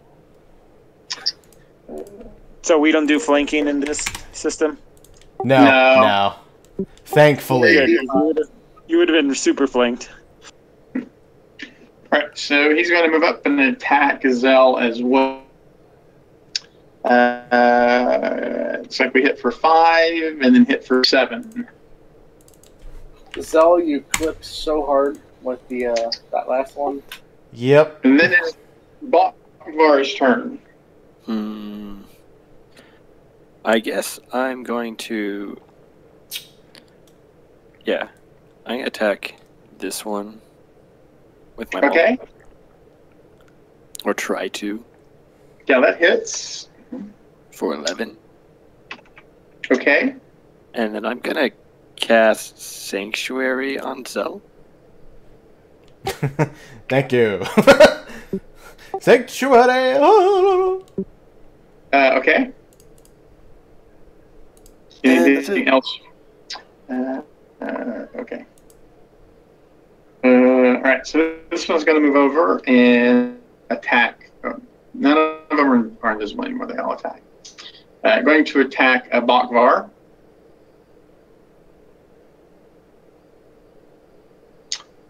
There it is. Got a 21 for 7. 12 will miss. Yep. And then we will also notice that this one has a pebble that flashes for an instant. And Bogvar would probably recognize that as Sanctuary going off. That's very unusual. Yes, that is very unusual. It is the owl. All right. Currently, I was using my short bow. So, does it take an action for me to switch weapons? You can change weapons once for free each turn. Okay. I'm going to switch to my short sword, and I'm going to attack the guy next to me. Do I get advantage? You wouldn't. You would have advantage for being hidden. So yes. And don't forget sneak attack. Gotta hit first. 19 hit. Yeah. Oh man. So 18. 18. Okay. 18. And then I'm going to take a few steps back and hide again. That's a bonus action. That's going to provoke from him. Never mind. Can I still? Oh well, I can disengage and move away. But could I hide there since I'm already in the brush? No, right that close. You're like right next to him. He would have you under direct observation at that point. You'd need to move like at least 5 feet away from him to. I will stay put. Okay. Right. So this is going to attack Zell. I mean, to attack Bogvar. I was about to say, that's way down there. Yeah. 13 misses, but then we got a crit for 9. Okay. And this one also has a pebble that flares momentarily. It is Jin's turn.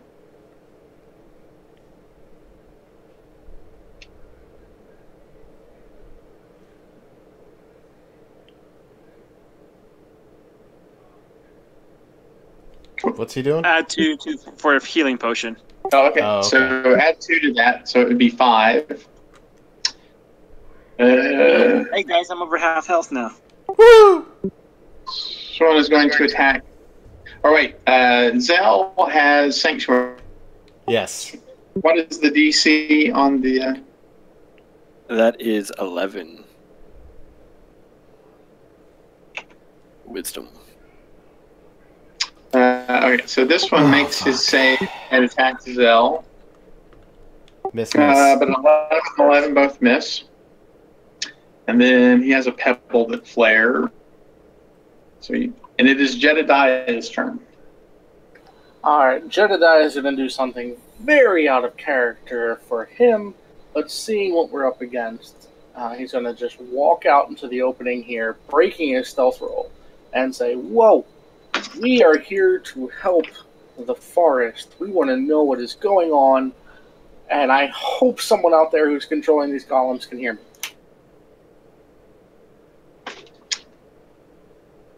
So he's not going And that to... is my entire turn. Okay. It is Tobias's turn. All right, I'm going to do a preserve life. Bogvar and Zell can have 10 hit points each if it doesn't put them over half their max. So you get Awesome. 10 up to half your max. Yeah, no, my half is 22. I'm at 10, so. You're at 10 now? Yes. I got dropped in like 2 hits to 10 Oh. from 44. Okay, so this is going to turn around and attack the owl. Got a 24 for 9, and then a crit for 9. Oh! So a total of 18 against the owl. And then he will throw up his sanctuary. It is Zell's turn. Oh, fuck. Okay, so I have to make...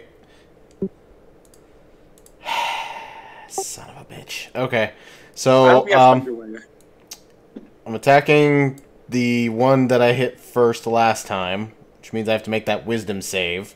What do I have to make? A 15. Excellent! Yeah. And it's Well, okay, so that's a maul. Ignore the greatsword, sorry. Maul does the same damage anyways. But because that one's getting hit, I get to hit the other one.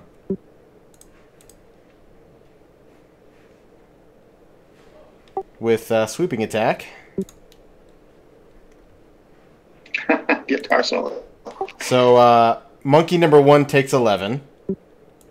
Okay, this one collapses, and when it collapses, there is no blood. There's like some grease and oil, and it collapses into like a mechanical there, and then 2 against the other one. Okay? Yep. And because I dropped the first one, is the second one up as well? It is still up. Excellent. You'll need another wisdom saving throw to actually attack him directly. Yeah, for this one, yeah. Oh, there's no way. So that means I have to redirect it to a different one. Fun. Yeah. You got a couple around you, though. We'll go with that one, because Bokvar's got 3 on him. They ain't got nothing on me. Hey, 15 hits. Yes. And we're going to go ahead and do another superiority die for sweeping attack, because I know how this goes. So this one is going to get sweeping attacked again. So that one takes 13. And the other one takes 8. Okay. This one is looking like it's in really bad shape, but Awesome. anything else? Yes, because I am pissed. Action surge. Oh, yeah. So, this monkey's getting hit again.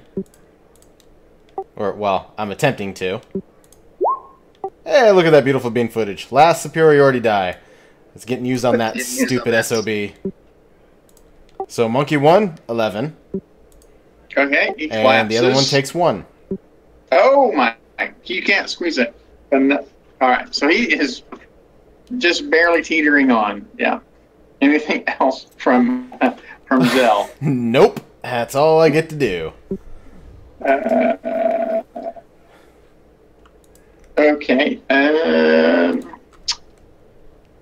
This one can switch. Sorry. All right, so this one, hearing Jedediah's impassioned speech, decides to turn around and attack Jedediah. But a 9 and a 10 both miss. And then his pebble flashes. And it will be Bokvar's turn. I'm going to attempt to hit this one on the left with my gavel. Okay. Need a DC 15 wisdom saving throw. No. Do I need to do a wisdom save for the other one? Yeah. Yeah. Nope. Yeah. So you don't get to hit anything. Rip attack. I think that's all I could do. Okay. All right, so this one is going to attack Bob.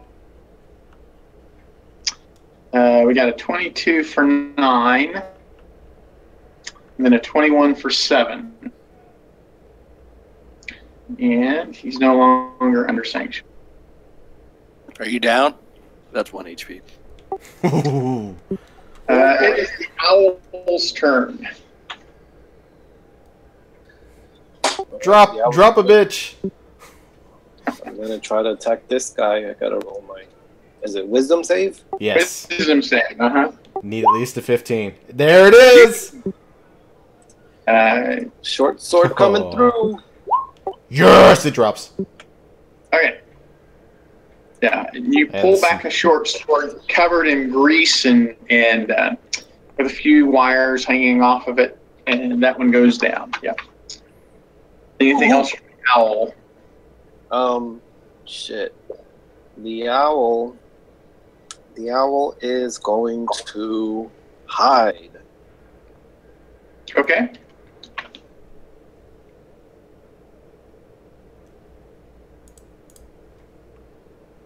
All right. So this one is going to attack. We got a 9 and a 19. So it looks like Bokvar goes unconscious. Yep. And this one will move up adjacent to Tobias. And it will be Jin's turn. Okay, I'm thinking I'm finally going to hit something in this game. Go punch some shit. Hey guys, I'm one of you. I'm going to hit it with my short sword first. Okay, I need a DC 15 Wisdom saving. Oh yeah, I forgot about that part. Saving, you said? Yeah, Wisdom saving throw.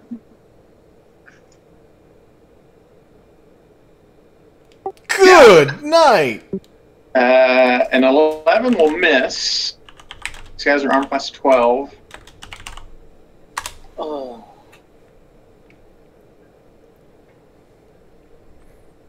And then you got martial arts, right?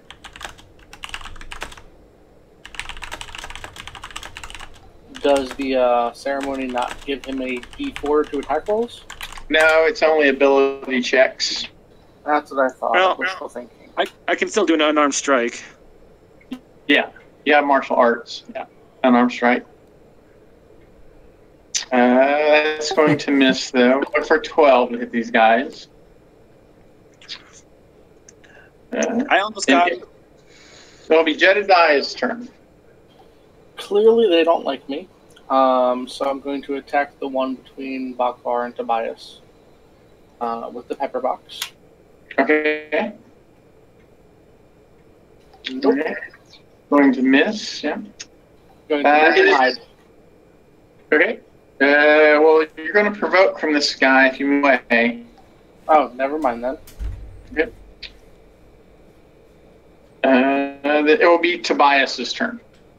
Is there a way I can heal Bakvar without provoking from the ape in between us? Healing Or word. do I have to fight him first? Yeah, you can just move right there. I mean, Okay. you would never leave his reach, so you wouldn't provoke from. Okay, I'm going to use one of my ointments on Bakvar. Okay.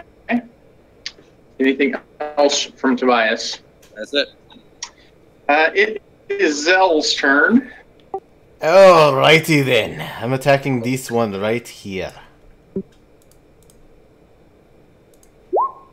On second thought, maybe not. Okay. But I am going to swing around a little bit to right there. This one is going to continue attacking Jedediah. 12 and a 13, I believe, both miss, and that will get rid of its sanctuary. It will be Bakvar's turn. Yeah, I'm just gonna.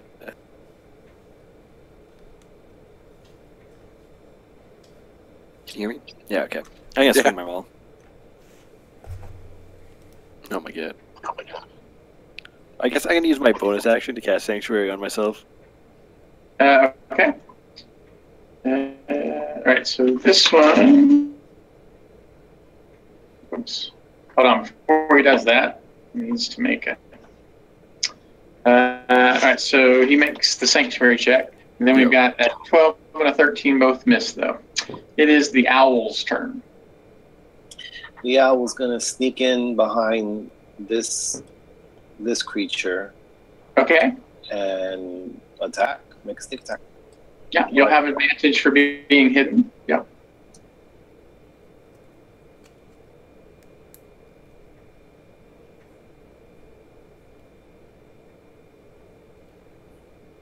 Did that hit? Yeah, they're armor class 12. And then your sneak attack. Yeah, so 10 total. That's the first damage that one. And I'm going to disengage as my bonus action and move back out. Okay. So you're no longer hidden. Correct. I think this ape is going. Let's see. He's going to try to hit Bakvar. Let's see.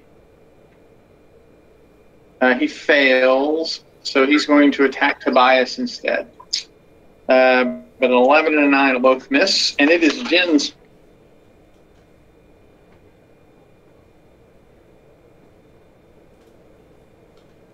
Say it's my turn. Yes. Yes.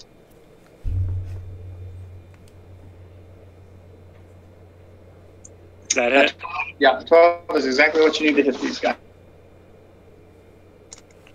Hey, 4 damage. And then your an arm strike. Or my punch. Hey, look at that. That'll hit. So 9. Yay. This one, you can see under pretty rough. Say that again? Yeah, Oh, he's looking blood. rough, okay. Anything else from Jin? No, I don't want to provoke an attack of opportunity, so... Okay, Jedediah's turn. Alright, I'm going to roll out of the way using just movement. I know it'll provoke a opportunity attack. Okay, so 7 will miss. Perfect. And then I'm going to take a shot at it with the pepper box. That will hit. And it collapses. Anything else from Jedediah? No. It is Tobias's turn. I'm just gonna give Bakvar a potion. Okay. And it is Zell's turn. I am going to go right here and try to smack this one.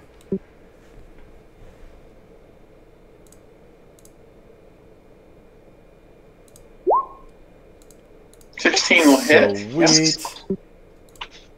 For 9. And I'm going to use one of my War Priest bonus actions to attack again. Hey. So 20 total. Okay. Anything else from Zell? That'll do her. You would notice that on the previous apes, 20 damage was all the previous apes would have been bloodied at 20 damage, but this one is not. It is Bakvar's turn.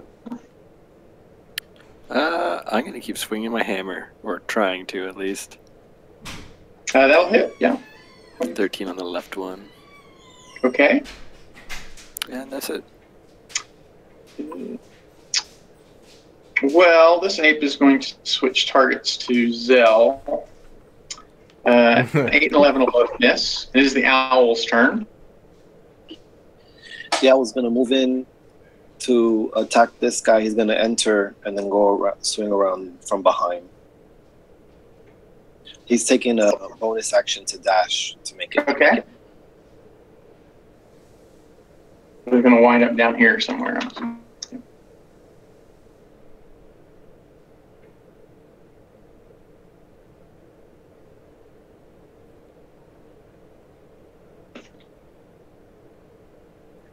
$11 will miss. Boo. I guess this one is now they switch to Tobias. He'll keep attacking Tobias. 18 and 15 both miss Tobias. It is Jin's turn. All right. So I think the one here to me first. Yes. Mm-hmm. So I'm gonna hit that guy. Okay. And I don't hit him. And Good. one more time. Okay. I definitely don't hit him. Alright, I'm going to move and then bonus action to stealth to try to get advantage on my roll for the attack. And you do. Perfect, and then I'm going to attack the heavy duty one between the owl and everybody else.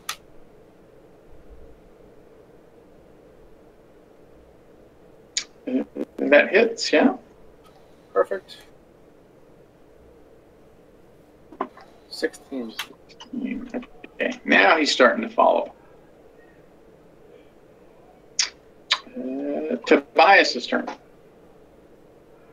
Alright, I'm gonna... The one that's bloodied, I'm gonna try and hit with Sacred Flame. Okay. You do. Sweet, he takes 5. Okay. And I'm going to healing word bonus action the owl. Okay. The owl gets some hit points back. It is Zell's turn. I'm gonna try to swing at him again.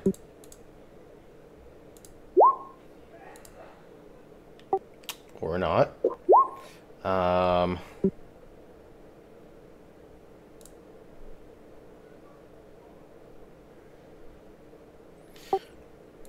gonna slide right here. Still in range of this one, so that shouldn't provoke. That way for future planning. And as my second, or my bonus action, I'm still gonna miss. Son of a biscuit. Okay, Botvar's turn. Or smashing, or not. Got one little miss. Well, this one could attack anybody at that. It is going to attack the owl. We got a 16, 5, and then a 15, 4. And it is the owl's turn. Mother poop poop. Alright. He's gonna attack.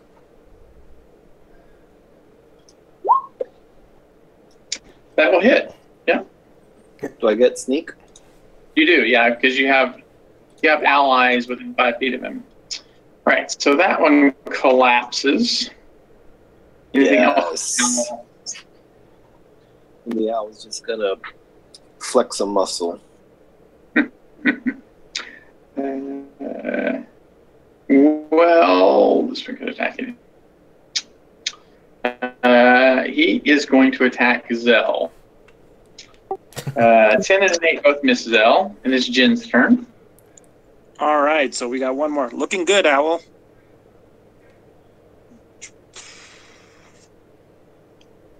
Rocking those 3 hit points. That healing word was well spent. That hits. Yeah. These guys are armor class 12. Okay.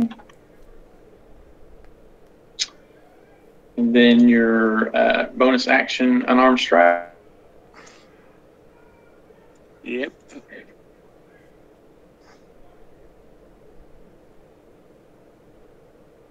10 will miss. Jedediah's turn. Alright, Jedediah is going to take a shot. He's going to burn a grit point to gain advantage.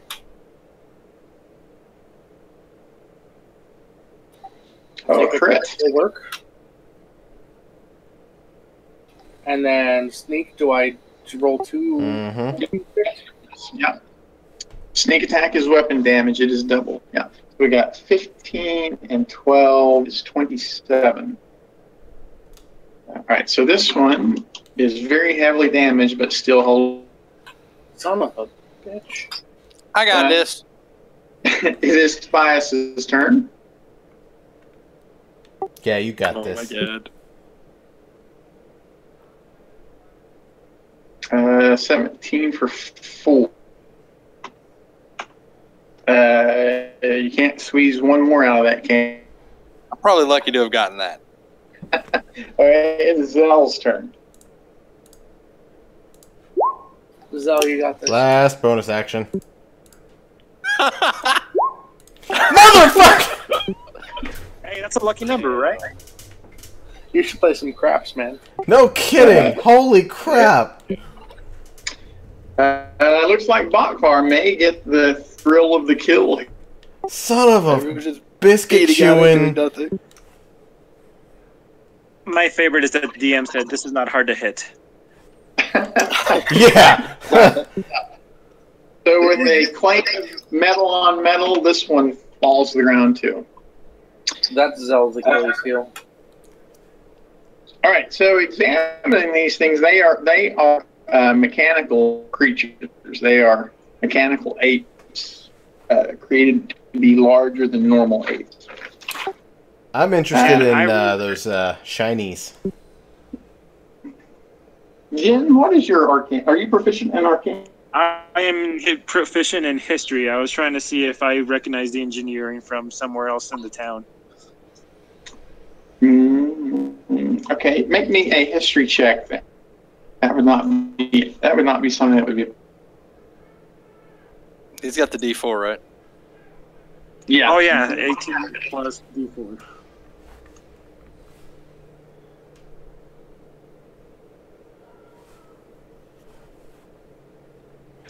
Okay, so these look like these are probably the mechanical of an artificer.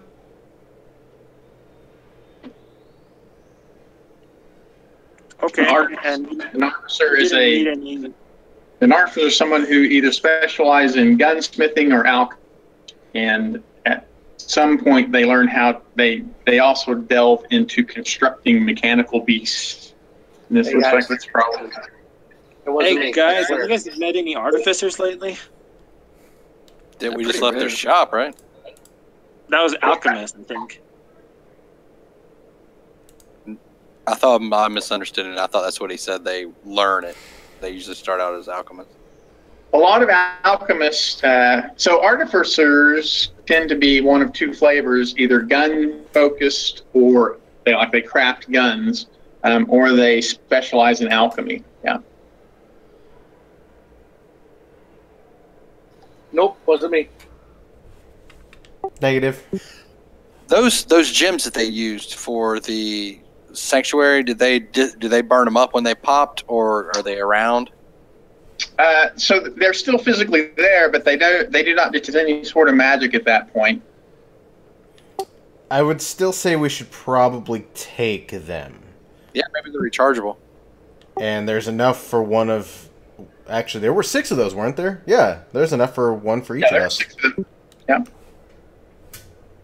So, for now, I'd say one for each of us until we find out what they do, and then figure out, if possible, what properties they have. Although my character has a slight theory, but... There's another thing that would be noted. So the 2 final ones who have hit points than the others do not look to be mechanically any different than the other 4. But Tobias would probably recognize at that point that they probably had some sort of magic enhancing their hit points. And there are several things that could do that, like false life or aid or something like that. Can I do a tinkering check to maybe disassemble these things, look for any parts that might be useful for me? Or to get the gems out, I'm not sure. You could try to salvage. You cut out on me. Yeah, you could try to salvage some equipment similar to what you did with the blights that might be valuable to someone if you spent some downtime to find a buyer. Would any of you guys mind if I try to take these things apart? No, but everyone keep guard this time. I'm tired of getting surprised. Yeah, while he's doing that, we need another short rest. I'm out of hit die. I can give you a potion if you need it. I don't want to use a potion for 4 health. Yeah, no, I'm gonna... Wait, 4 health? Who's got 4 health missing? Me, but out of 10. Yeah, out of 10. Oh, okay. So I'm gonna actually... How far down are you, Owl? I was gonna... If we were taking a short rest, I was just gonna spend my hit points. Well, yeah, but you can save those, because my spells... Mine and Tobias' spells come back. Okay. How do your cure wounds come back on a short rest? Not on a short rest. They don't? Nope. Oh, no, I wish, dude. I'd be unstoppable. I got potions, too. It doesn't matter. Bachbear's going to use 15 points of lay on hand on himself.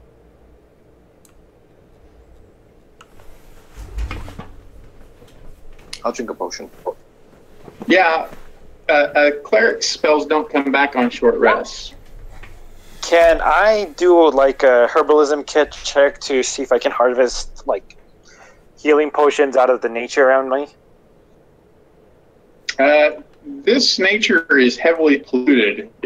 it might yield some sort of poison, but it's not going to produce anything that is healing. Okay, but I already harvested the poison out of the bodies then. Yeah. All right.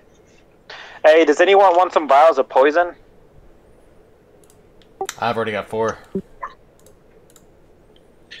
What were the things that we got off of those plants? The needles? Were they poison needles or something? I got poison out of them. I assume it's vials of poison.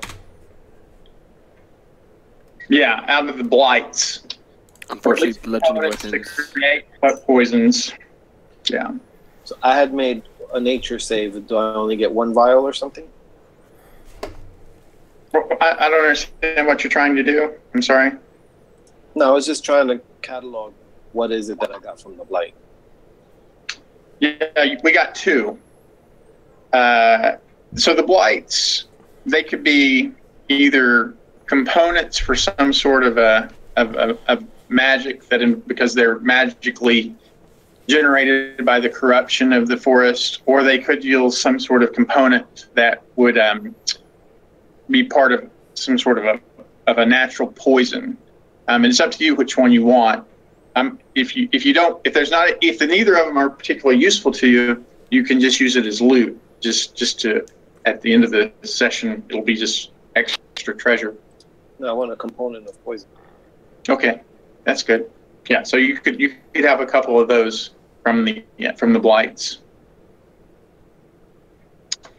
Are we ready to? Well, what are we going to do next? So this is not a big stand of trees, right? So it's only about a half a mile across.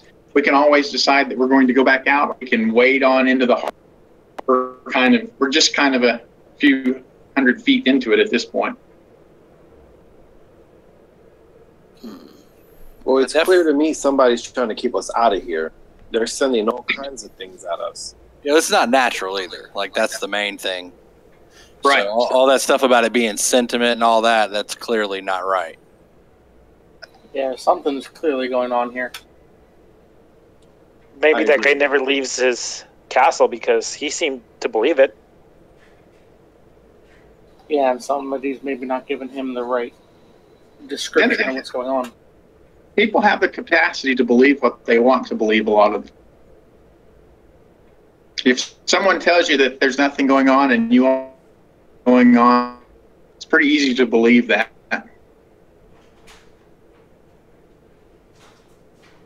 It's true. I think we should head the direction those gorillas came from. Right, yeah, they look like they were coming from the heart of this. Yeah, we can do that. Are we still taking a short rest? Yeah, we completed a short rest. I'm presuming we completed a short rest. All right, so as we progress into there, the low-grade smell of decay blossoms into a very powerful stench as we move closer and closer towards the middle of the forest. There's a lot of decay going on. And as we are moving in, suddenly pseudopods from the floor begin to lash up towards us. And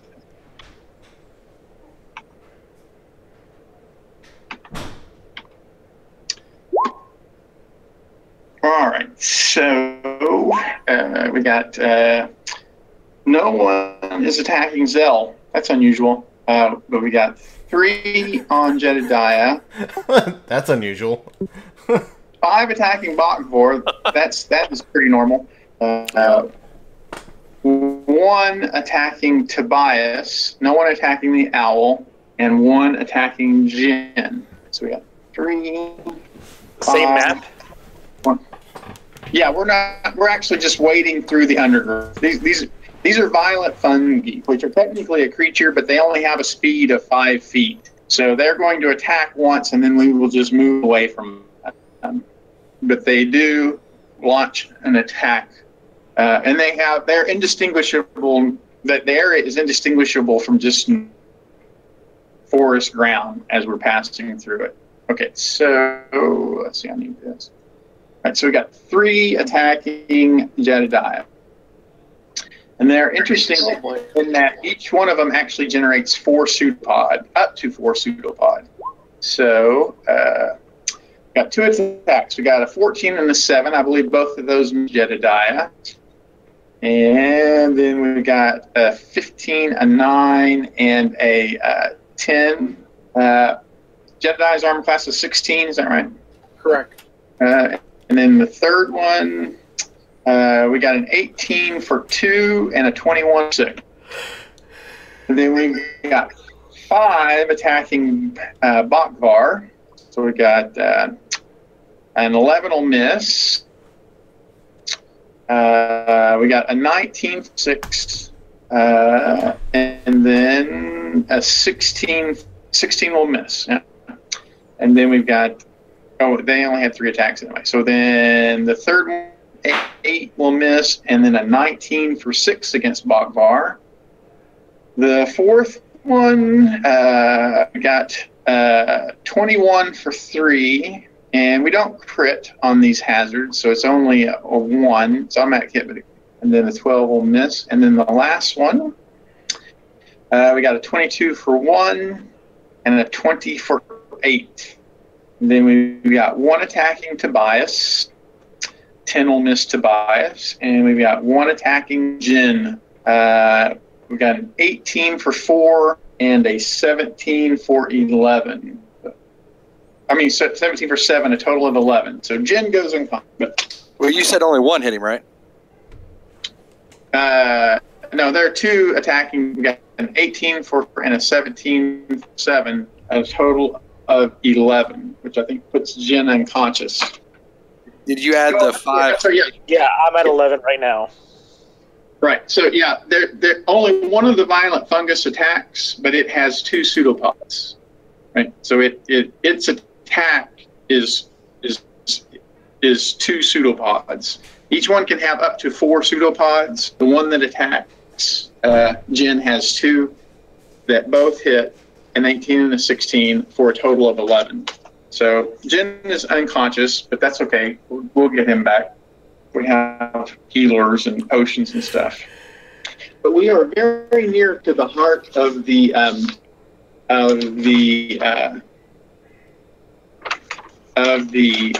forest.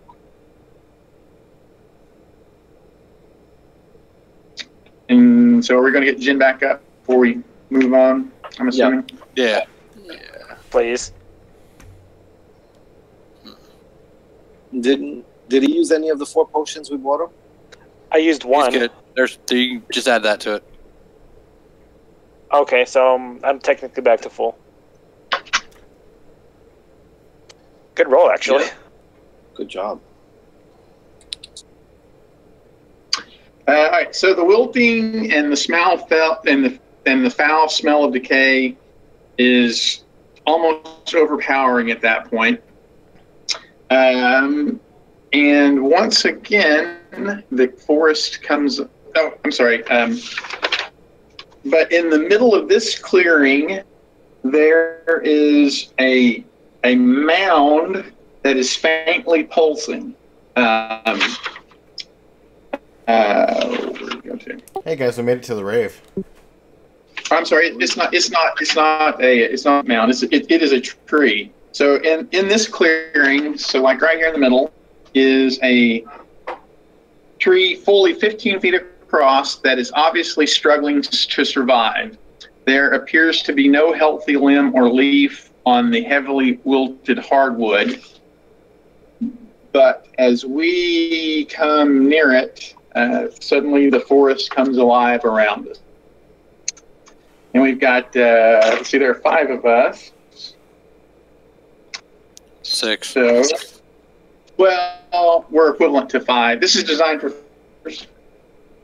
So we are equivalent to 5 4th level characters, not 6. Even though there are 6 of us, it scales as 5 4th level party. Does that make sense? Oh yeah.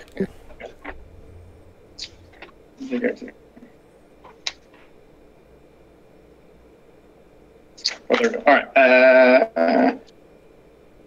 So there are a total of 11 of these.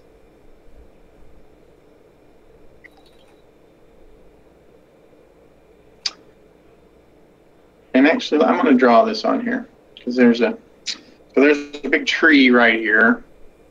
I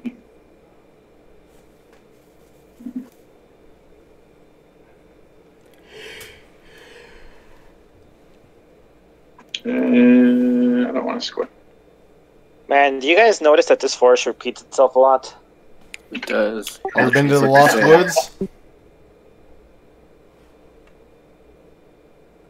Yeah, Link's my second cousin. He's kind of a douche.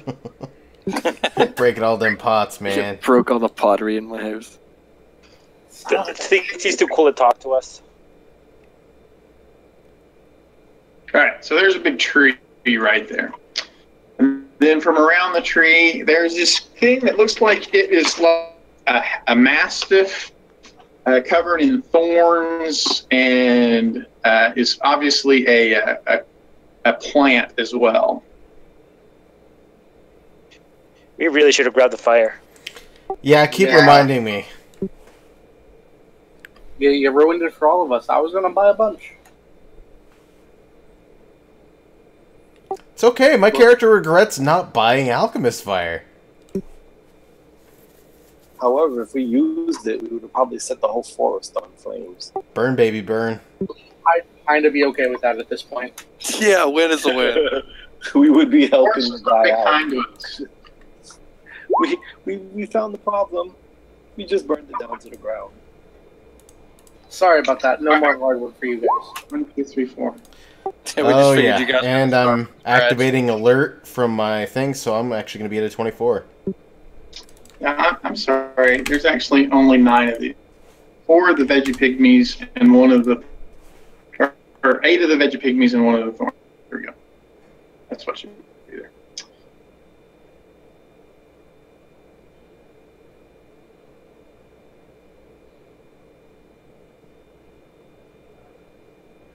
That name cracks me up.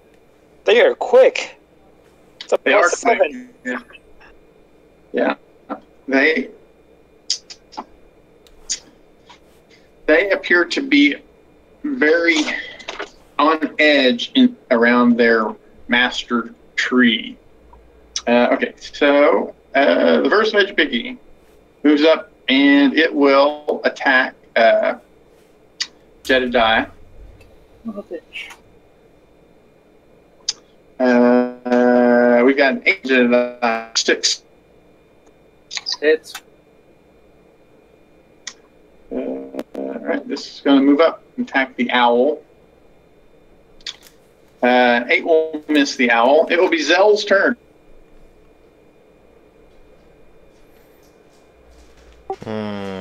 So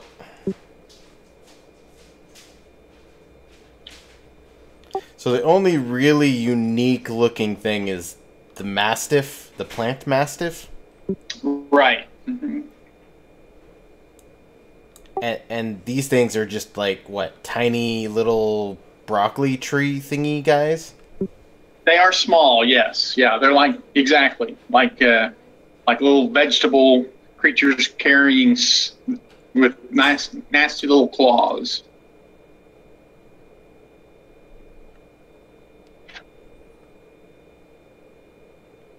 And the big circle is basically just a big tree that's pulsing. That's just a big tree, yeah. It looks like it is struggling to survive, yeah. And it is, there's no greenery on it at all. Everything in brown and falling off. Huh. Really wish I had proficiency in nature because I would try to roll a nature roll on that. I'm going to move up to this big badass over here, this guy. And try to... Does it look like it's aggressive towards us or the veggie pygmies? It's aggressive towards you, yeah. Oh, okay. That helps me immensely then. Looks like it's made out of the same type of material as the veggie. It's just a bee humanoid. Does 16 hit? A 16 does hit, yes. Sweet. So this one's going to get sweeping attacked. Okay. Yeah. So Mastiff gets 9, Veggie Pygmy gets hit for 3, and we will hold off there. Okay. Veggie Pygmy moves up to the owl. 8 will miss. All right, so the Thorny is going to attack. And at the same time, it's going to wrap its tail around Zell. So Zell will need an athletics or acrobatics check. Needs to beat a 15 or he is grappled. And then his bite will miss.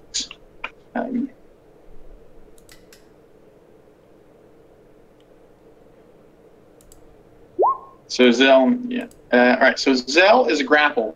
I'm going to roll my guidance roll. Okay. Nope, still grappled. And it actually will drag Zell 15 feet. And in the foliage there, a rusty color to it, and I need a DC 13 Constitution saving throw from Zell. What's this versus? It is called Russet Mold, and if you fail, then spores infect your lungs, and you start taking damage. And if you die, you become a Veggie Pygmy yourself. Can you play as one? So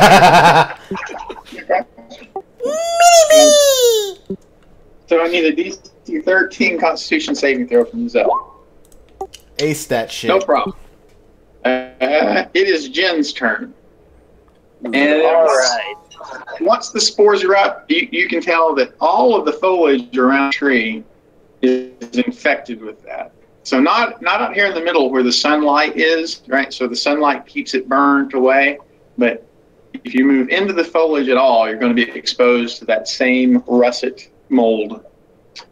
And it is Jedediah's turn. I thought it was my turn. Did I miss someone? Jen. No, it's Jen's turn. I'm sorry, yeah. Got 35 feet of movement, so I'm going to go there. And I'm going to hopefully not get dragged into the forest. You attacking? Or? Yeah. 13 will hit a Veggie Pygmy. Yay. Okay. And Veggie Pygmies are not real strong, by the way. Or not real big. They, and then unarmed strike will hit as well. okay, 11. All right, so that one is bloodied. So you punch it a couple of times, you see a bunch of vegetative matter come flying off of it, and it will be Jedediah's turn. All right, I'm going to burn a grit point to shoot it, the one that Jen just attacked, with advantage. What should this cancel out the disadvantage from being within melee? Oh, I gotcha. Yeah. That'll hit, yes. And you proc your sneak attack as well. Right. And anything else from Jedediah? That is everything. Okay.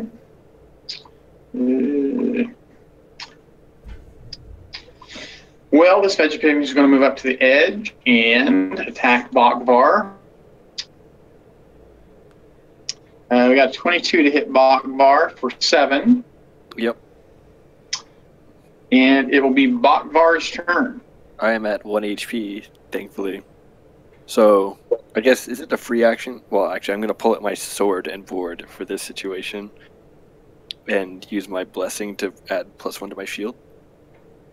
Okay. So my AC's 20. Gotcha. For my action, I'm going to drink a potion. Which is 2d4 plus 4, I think. Yes. 2d4 plus 2. And then for my... Actually, I think that's about it. Yep. Okay, the Veggie Pygmy is going to move over. Zell. It's going to crit Zell for 13 slashing. It will be the owl's turn. The owl's going to attack the one on the left, the Veggie Pygmy. Okay.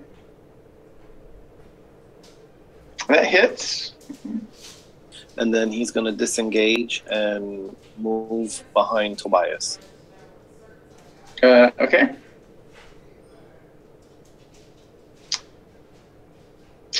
Well, I guess this Veggie Pygmy will move up to the edge and attack Jedediah.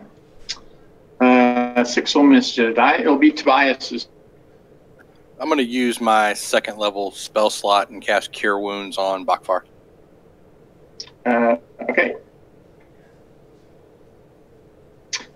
Back to the top.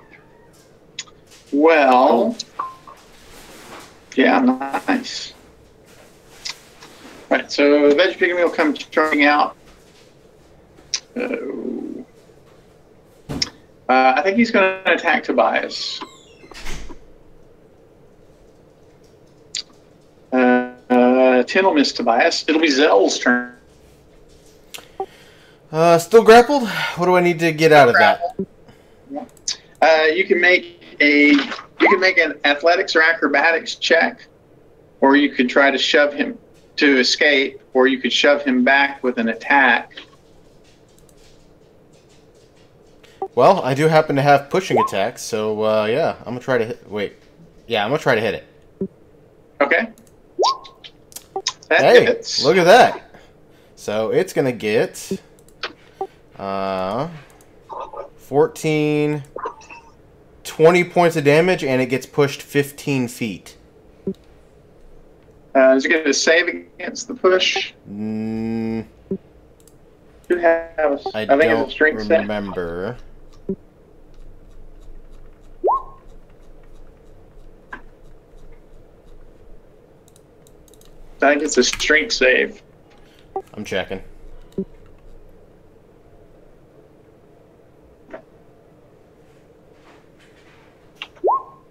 Well done. And if the target is large or smaller, it must make a strength saving throw. So it needs a 14. Yeah. And how far back does it get shoved? 15 feet. Okay. You get shoved back into the foliage. And I... fucking hell. I'm gonna hate what I'm doing here. I'm just gonna sit there for a minute. I'm gonna go ahead and hold. Actually, hold on. I have...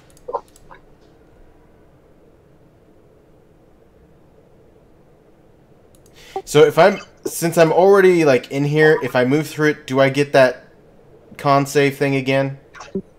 If you end your turn in there, you will, yes.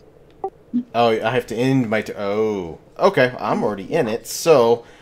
this is going to kind of probably suck, but I'm going to move towards it. So that's going to get an attack of op from this thing. Okay.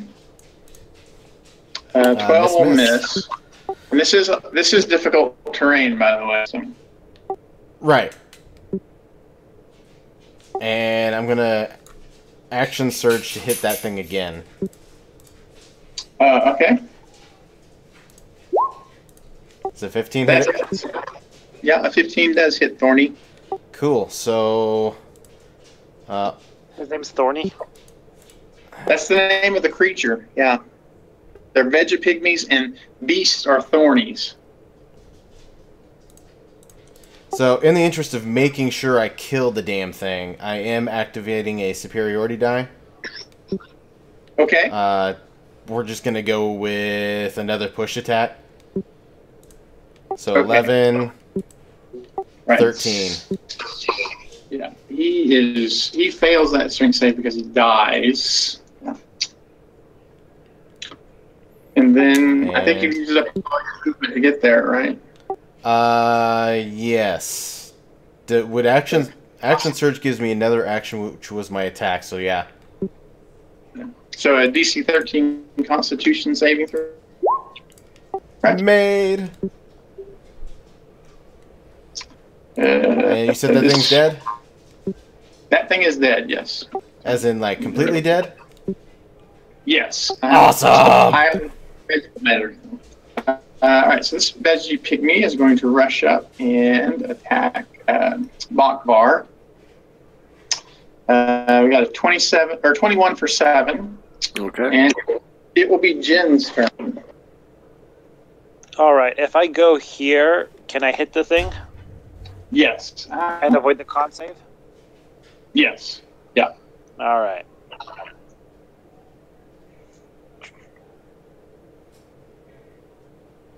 Oh, wow. Crit. Sweet. So double that, right? Well, no, that's what the 1 is. The 1 gives you the crit damage. Oh yeah. You rolled So that. double the 5, right? No. Or another D. What? Or just roll again? No. What was No, it? it rolls again for you, right? So you've got 5 from the first half of the attack. You rolled a 2 plus your 3, and then you get another D6, which was a 1. So it's a total of 6. Yeah. Okay. And then your offhand attack, your martial arts. Okay. Anything else from Jin? I'll disengage, knowing it can attack me. Not disengage. I'll just go back here. All right, it'll provoke from him then. 5 will miss though, and it'll be Jedediah's turn. Perfect. I'm going to attach the one that's near attack the one near Zell with the pepper box.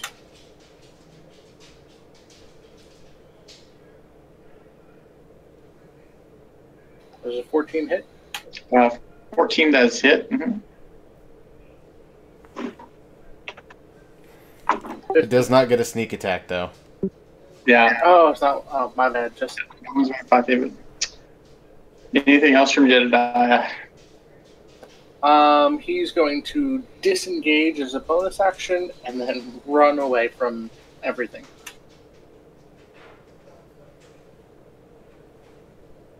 My character. Okay, so this veggie pygmy's right there with. So a 10 will miss Bokvar, and it'll be Bokvar's turn. I think I'm going to attack this one with my longsword that I'm wielding. Does 15 hit? 15 does hit. Or 7 slashing damage. Okay. Anything else from Bokvar? That is it.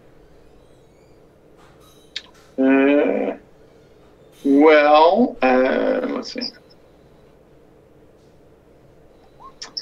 Right, so this veggie pygmy is going to rush over Jedediah.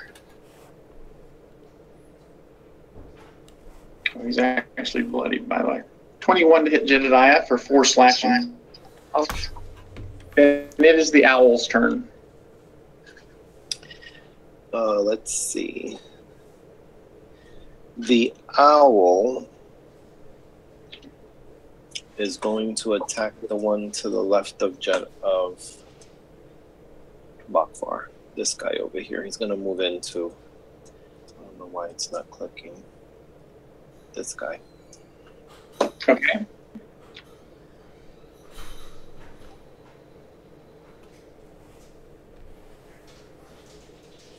Uh, 10 will miss. These guys are on 5. Alright, so then what I'll do then is I'll stay there. I'll stay put. Armor class what? You broke up when you said it. They're armor class 13. Yeah. Alright, so this one will attack the owl back. 13 will miss the owl. Tobias's turn. Oh no, I'm sorry. 13 is He has precisely an what the AC owl. of 13. Okay, so 7 points of slashing damage, and it is Tobias. I'm just going to hit the one that's right below me. Okay.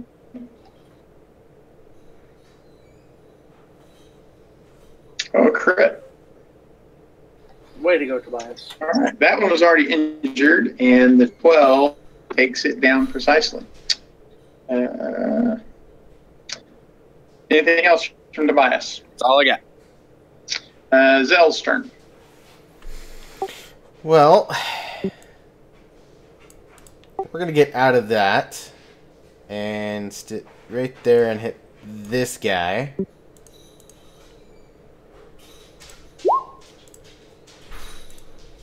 For 13.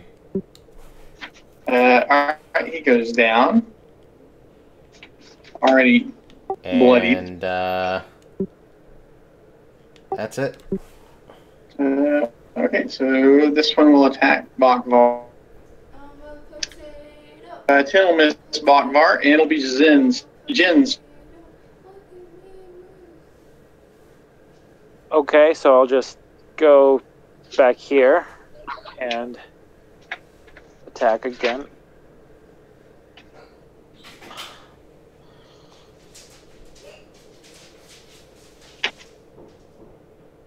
Does that hit? Looking for 13 to hit these guys. 13 a hit. Okay, so that doesn't hit? No, not quite. Alright. And then... That will hit, though. Just a 7, I assume, right? Yeah, that's enough to bloody him. It is Jedediah's turn. All right, I'm going to shoot the bloodied one, and I'm going to use grit point for advantage.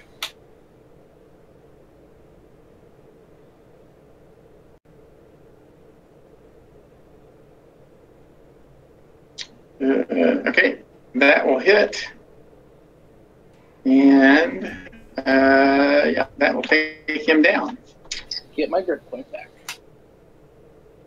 Okay, so, though, Gonna move and hide too.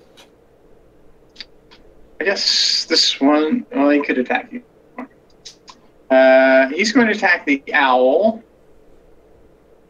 We've got a 16 for 7 against the owl, and it is Bakvar. I'm going to step The owl forward. goes down. Oh, really? Precisely the 0. Yeah, that's exactly. So it is Bakvar's turn. The owl goes unconscious. I guess I'll step over there. The guy below might get an attack of opportunity. What is it? Are you wanting to get to Bakvar? I'm walking up to the owl. I mean, to the owl? Yeah. Yeah. You could get to the owl without provoking. That's Okay. only like 2 feet to the owl. Okay, so I'm gonna touch him and give him a point of lay on hands of healing. Okay. The owl is awake again. And yeah, I think that's all. Okay. It is the owl's turn.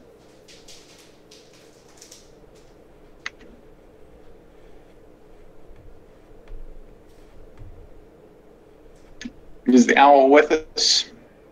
Yes. I'm going to disengage. We'll stand up first, right? Okay, I gotta Remember stand to stand up. Boo. Yeah, I'll stand up, disengage, move back. And is this a new turn? So can I switch back to my short bow? Yeah, you can use your short bow. I'm going to take a pock shot at that person that tried to kill me. That will hit. And your sneak attack. Okay, anything else from the owl? Nope. Tobias's turn. All right, I'm going to come down and hit this one below Bakvar. Okay.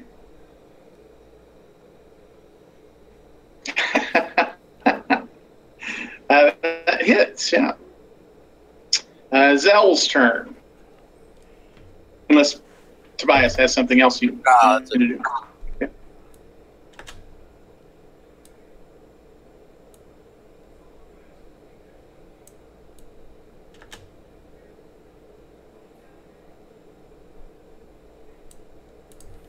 We're gonna move there, and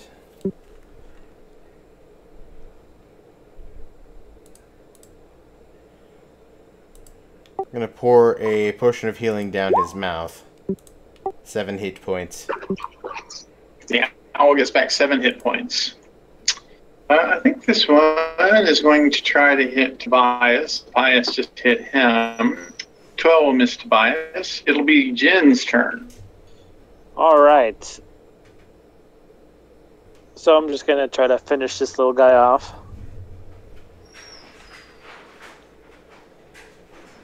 Uh, 18 will hit, yeah. He's bloodied now, but not quite dead yet. 16 will hit.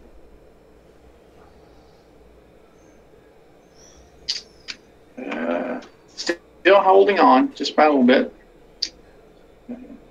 Anything else from Jin? No. I'll stay here. Jedediah's turn. All right. I'm going to. How did Jedediah end up in the undergrowth there? After he attacked, he moved and went stealth. Okay. Well, I need a Constitution save from Jedediah. Oh, my apologies. Sorry about that. I didn't notice it. Okay, so Jedediah. At the beginning of your turn, you take 4 points of poison damage. And then it is your turn. Gotcha. Does a 22 stealth roll from before give me stealth? Oh, yeah. Your stealth. Then I'm going to attack the bloodied one with advantage. 15 hit. He's only got 2 hit points left. So your minimum damage will cause him to erupt in a pillar of broccoli splinters. Anything else from Jedediah? Going to stealth again. You're staying in the poison?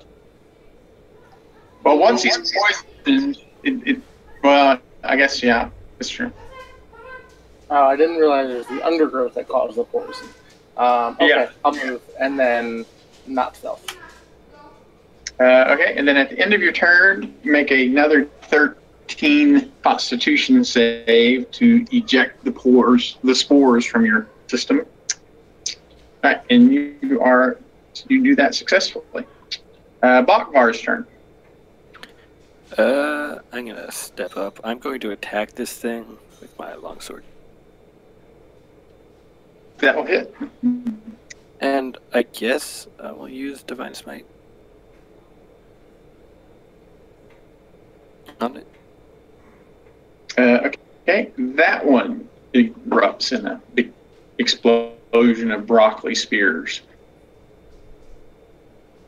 Okay, so we've got this tree that looks heavily wilted, is sort of pulsing with natural power, but it is thoroughly poisoned, and after a couple of minutes of examining it, from the trail here comes a group of gnomes.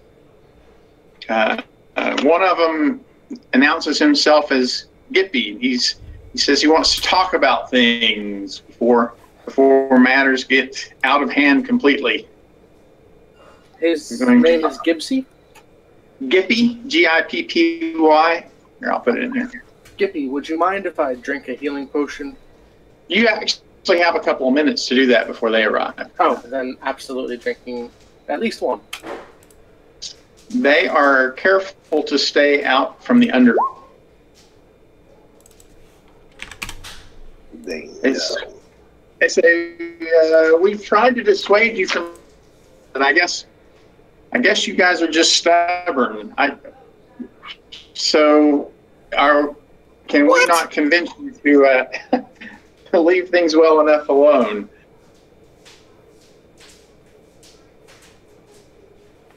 We were just going for a walk in the woods.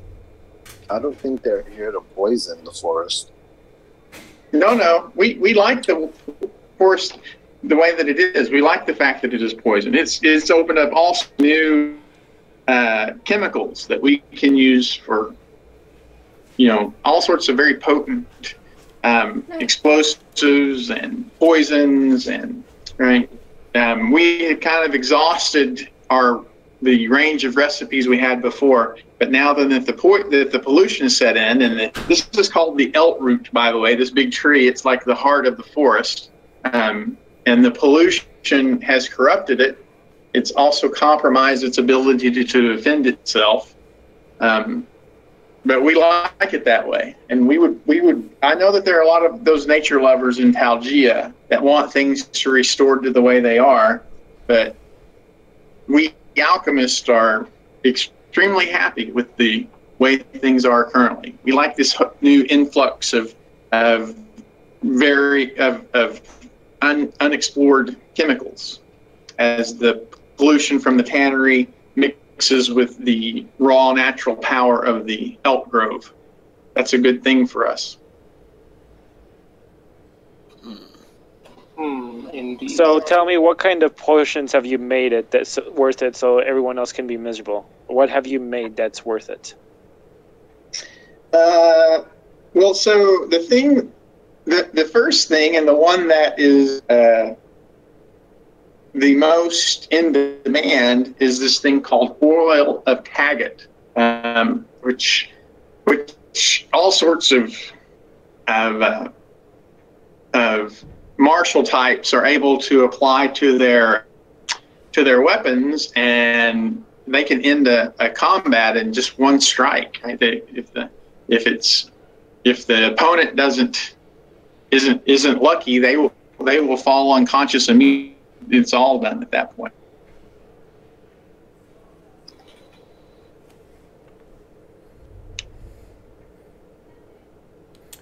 So you're. Well, guys, what do you say? Do you want some of that oil?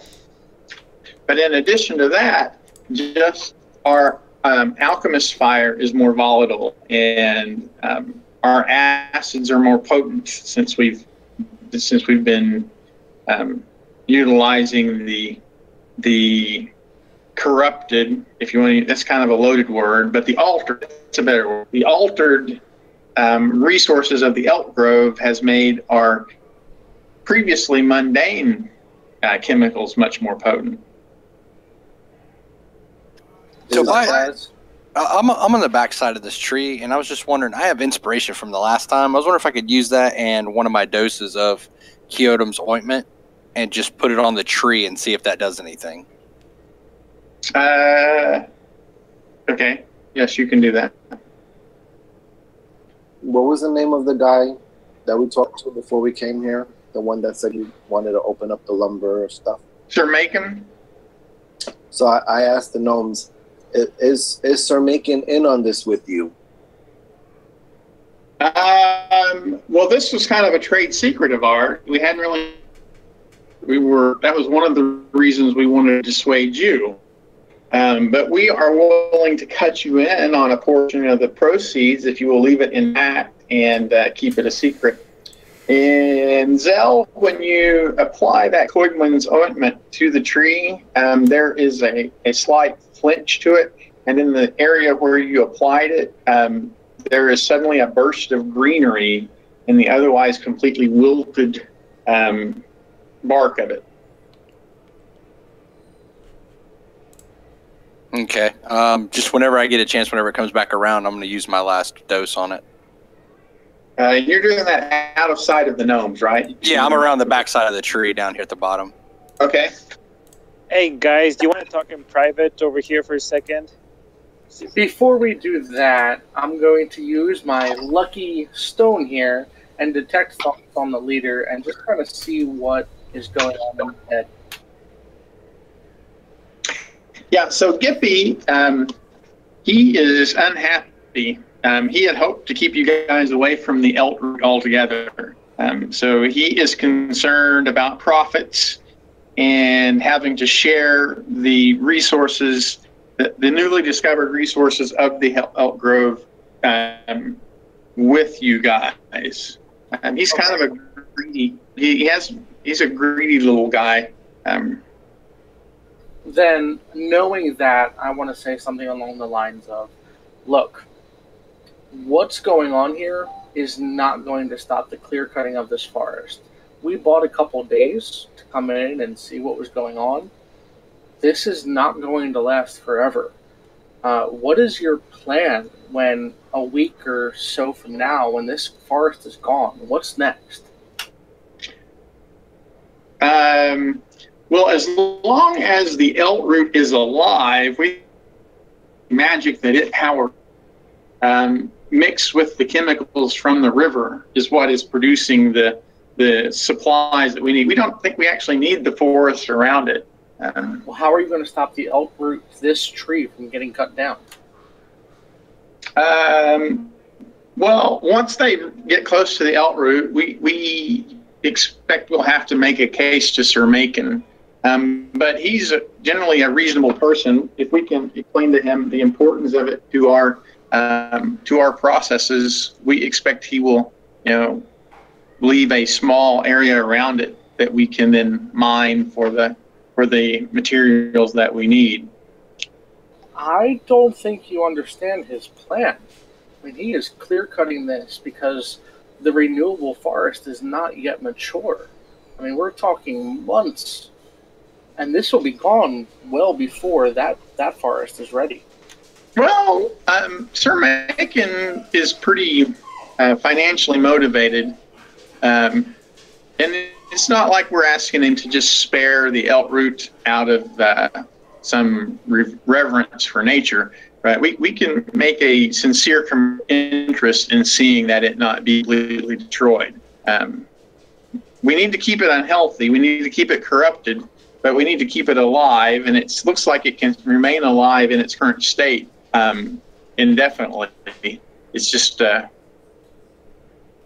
sick, right? So it's a chronic sickness that we can manage. And actually, clearing most of the other trees around it would probably be a good thing, because then it wouldn't be the focus of so many of the naturalists, right? It would be, if it were just an isolated tops of trees instead of an expansive forest, we wouldn't have to worry so much about some random druid enclave deciding that they needed to launch a mission to end the corruption. I'm going to step back, pondering, scratching my goatee, and I know the Jin had, or Lefty, I'm not sure who, had an idea. I was just saying we should talk in private about this before making a decision. Well, yeah, they'll step away and give you some distance to talk things over. They're not immediately hostile. They just want the same sort of poisons that you've already gained, that they are just mining more systematically. They just don't want that disrupted. So yeah, they'll let you talk things over. In the meantime, I'll drink a potion.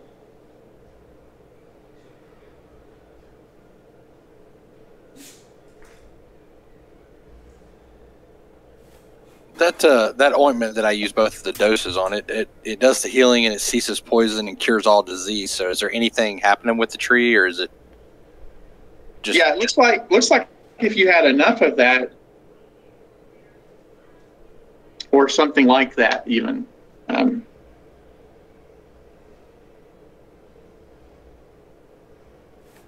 Like the tree is massive, right? It's 30 feet across. Yeah. So it constitutes the equivalent of several. But it looks like if you had enough things that either healed or neutralized poison or things like that, you could probably heal the tree completely. I've got 7 healing potions and 2 antitoxins. Would that be enough, or would it take more?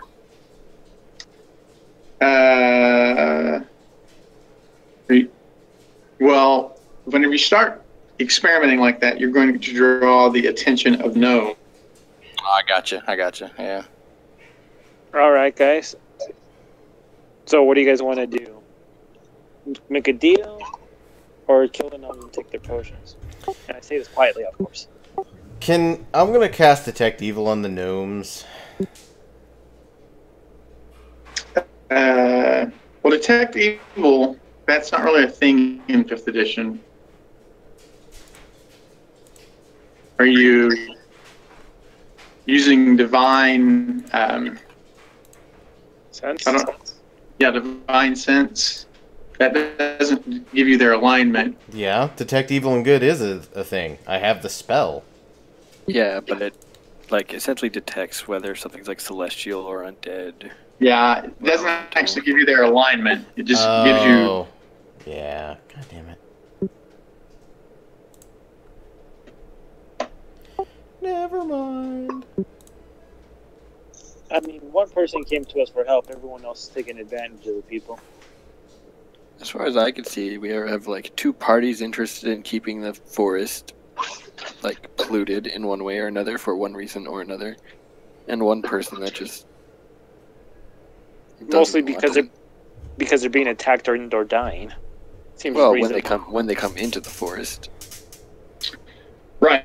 So the one girl, Sani, her argument was that a lot of the people in Talgia who historically had had their sustenance from the Elt grove. They would harvest the fruits and the nuts and berries, and it was a renewable, abundant resource that has been corrupted and is no longer available to them. They don't really want to go to work in an industrial setting. They prefer to live in harmony with the Elt grove. That was her point. She implied that it was about a third of Talgia, which Talgia is only about 400 people, right? So it's not like it's a huge population, but those that she spoke for, she implied that they wanted to see the Elt grove restored so that they could once again live in harmony with it. I think we got to take it one at a time. I think we deal with the gnomes right now, then we'll deal with Mayken afterwards. I kind of agree. All right, So we're taking the gnomes down. what do we want to do? Just tell them off or chase them up? I have a feeling this is going to lead to bloodshed. Generally does. Yep. Does anyone want to? Is anyone good at deception to go say hi and then attack? Because I get the feeling their potions will be it'll be better for in between them than from far away from them. I think they want distance. I've got a +4. Don't know if that helps. I can give you guidance. I still have guidance. I'm just a terrible liar. I'm a damn good liar. So what's the lie? What do we want to tell them? We say that we want a cut of the potions, I guess, and then when we go to shake hands, we attack. Oh, well, Jedediah can't do that. He's a range guy. You don't have to. Well, I can go up and start it, and y'all can bring fire. Yeah, as long as we get the element of surprise. Probably not going to have any surprise here. Everybody's quite wary of everybody else. So that's They were totally just we have attacking to- us, so... May I remind you, somebody created those mechanical gorillas, and they probably have more. Oh yeah, those things suck. That'll be all right. We'll deal with those if they come. I mean, I just hate them. I want to kill them now. It usually takes... Zell takes a sip of his ale, chuckling. Hey, can I have some? I came prepared. Yeah, you did. Indeed. So I guess we're at a setting of we're gonna go for this because personally I don't like the condition this forest is in. Let's try to talk our way out of this if we can, and then if it turns to bloodshed, we're all ready. So it turns into a feud.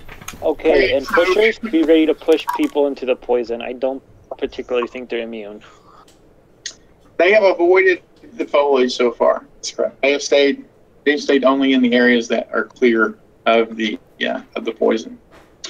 So what? When you say you're going to try to talk your way out of this, how are we that exactly? I'm not much of a thinker here, guys. So if anyone's got an idea, I'll convey it. Yeah, I don't have any idea. I don't know what our thought process on that is. Well, I mean, they told us what they were doing, and they asked us if we wanted to cut out of the business, and we just tell them, it's our community. We're not going to let that. We can't let that go. So, unfortunately, we'll have to refuse it. So back down, get out, or we fight. Yeah, that sounds like intimidation to me. Is that what we're shooting? +4 are here, so I'm down for intimidation. Okay. That as well. That's better than mine. Do we have guidance on that by any chance? Yes, sure. I have it. Okay. So I'm going to just go to them and say, hey, look, the community doesn't like this. The guy who's using this for business is not going to like this, and he doesn't care about the trees and to turn it to wood for projects. This isn't going to work out, so get the fuck out. Otherwise, we're going to make you get out. Okay, and I think we have help with that, so we'll have advantage. So give me an intimidation check there. Oh, damn. Good. Yeah. All depends on. Right. So the gnomes are like, well, that's fine. Right. There are those that you can't reason with, can't deal with. Good luck. We don't even know if you'll be able to cure the elt growth. We were just trying to help you out. So, good luck with it, and I'm just too bad we couldn't reach an agreement. And they will head off into the distance, leaving us with just the elt grove. As they walk away, can I use the detect thoughts to try to probe deeper to see if there's anything other than surface level? Okay, yeah. What's the saving throw? Let me check. A free T-shirt. DC 13 or 8 plus my proficiency, so DC 13. You are unable to advantage against spells with gnome cunning. So. Oh yeah. Stupid gnomes. Yeah, stupid gnomes. All right, so now we can examine the tree closer. I'd like to check to see what the nature of the tree in terms of, is the tree itself poisonous versus being just poisoned? Right, so the tree looks like part of healing it would involve neutralizing the pollution, which is likely going to release some poison into the air. Yeah. I'm proficient with an herbalism kit, and I'm proficient in medicine. Is there anything I can do to maybe try to help this tree? You could make an herbalism check. In fact, we need, I guess, so Zell's already done his thing. I haven't done anything. No, it was Tobias. Oh, that was Tobias. So, okay. What is Zell? Does Zell have an idea of what he might be able to do with this tree? So it looks like the tree's poisoned, basically? The tree is poisoned, yes. It is very sickly. I hear some vials of antivenom might potentially be handy. So you can pour on a couple of vials of antitoxin, see what happens. I'm going to start with it. Do you still want me to roll a wisdom check? For your herbalism kit? Yeah. Yes, we can do that. Right. So we are slowly getting the green. What about Bakvar? Can Bakvar? Does he have anything he can? Not without magic. No, and I'm out of magic. Yeah, magic. You could use magic. Yeah, but do you have something that would cure disease or poison? Ooh! Oh, fuck! I've got not enough lay on hands That's left. my, And no thing, spell so. slots. I'm face palming so fucking hard right now. Are you reading what lay on hands does? In the No. description? Well, I've got nothing. I can't help this tree. Not today. I have lesser restoration. What Yes. about Arin? That would help. What about Arin? Does Arin have anything he can do to help this tree? You can always help someone else. Yeah, What they're would, doing. I mean, I can assist somebody else. I have proficiency in nature. You might be able to just make a. What is your plus to nature? It is 4. Yeah, so you might try that. What about Jen? Is Jen going to do something, or Jen might be able to help you with your nature check? I did a 20 wisdom check, and I added a D3 to it. So I'm 20. sorry. Okay. Got it. All right, so we work on it for a few minutes, and it is getting healthier, but it does release a cloud of poison as it rids itself from the toxins. Everybody takes 7 poison damage, and it is a DC 15 Constitution save for half of that. That is poison. It makes a difference. So Zell feels like an idiot right now. Okay, so Zell is going to channel in some lesser restoration. Is that right? Yep, because that cures poison. Okay. And so the tree is actually looking quite healthy now, so that it can recover on its own. In fact, the russet mold is already starting to fade away, where its rejuvenation is restoring the natural balance. But we need a little bit more, maybe a couple of more antitoxins, or. I've got 2 antitoxins. I can use both of those. That's Jedediah. Yeah, so that does it then. So at that point, the eld root sort of springs back to life. There's like a wave of inches through it, and it is quickly spreading out beyond it. Like the russet mold that had been infecting the entire area around it is almost immediately washed away by the vibrance of the elt root. And So I couldn't harvest any of that mold? No, you wouldn't have been able to do that. Just even trying to harvest it would have exposed you to it. Yeah. Right. So it looks like the elt root, now that it is restored, may be able to adapt and fight off the pollution going forward, which will not be good news to the gnome alchemists, but it is good news to the Algean gatherers. Anything else we want to do? Should we camp the night and guard the tree, make sure the gnomes don't try to screw it up? I don't think they're coming back. The gnomes don't really have the capacity to screw it up themselves. It was the there was a great deal of randomness involved in the way that the sudden influx of pollution interacted with the elt root that caused the disease and corruption. That isn't something that could be deliberately re-engineered. Like you couldn't decide to reproduce that effect. It was a one-time event associated with the circumstances involved. One and done. Okay. Yeah, I think it's best that we head back and report to the mayor. Sir Mayken. Yes. Yeah. So that is a complication for Sir Mayken. Now then, right. So when the Elt Grove was in decay, he had the argument in his favor that we've either got to use it for timber or it's just going to.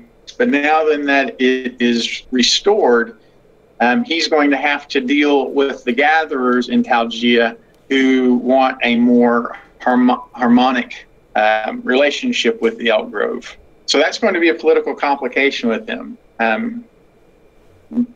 between him and his citizens. But that's not something that you really have to worry about.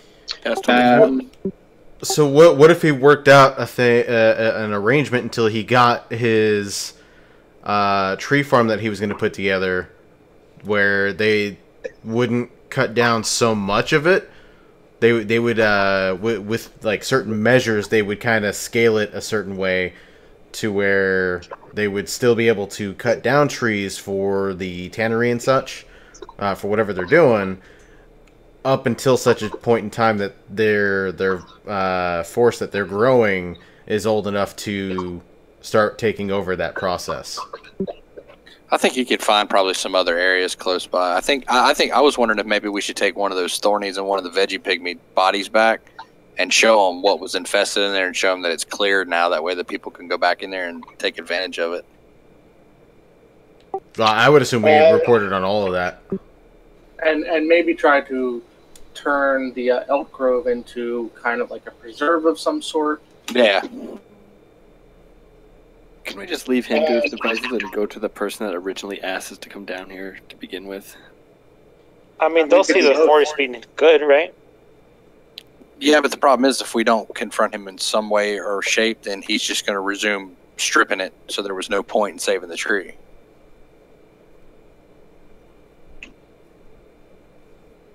Well, I'm a follower at the moment, so... I mean, we still have to talk to him and let him know what's up.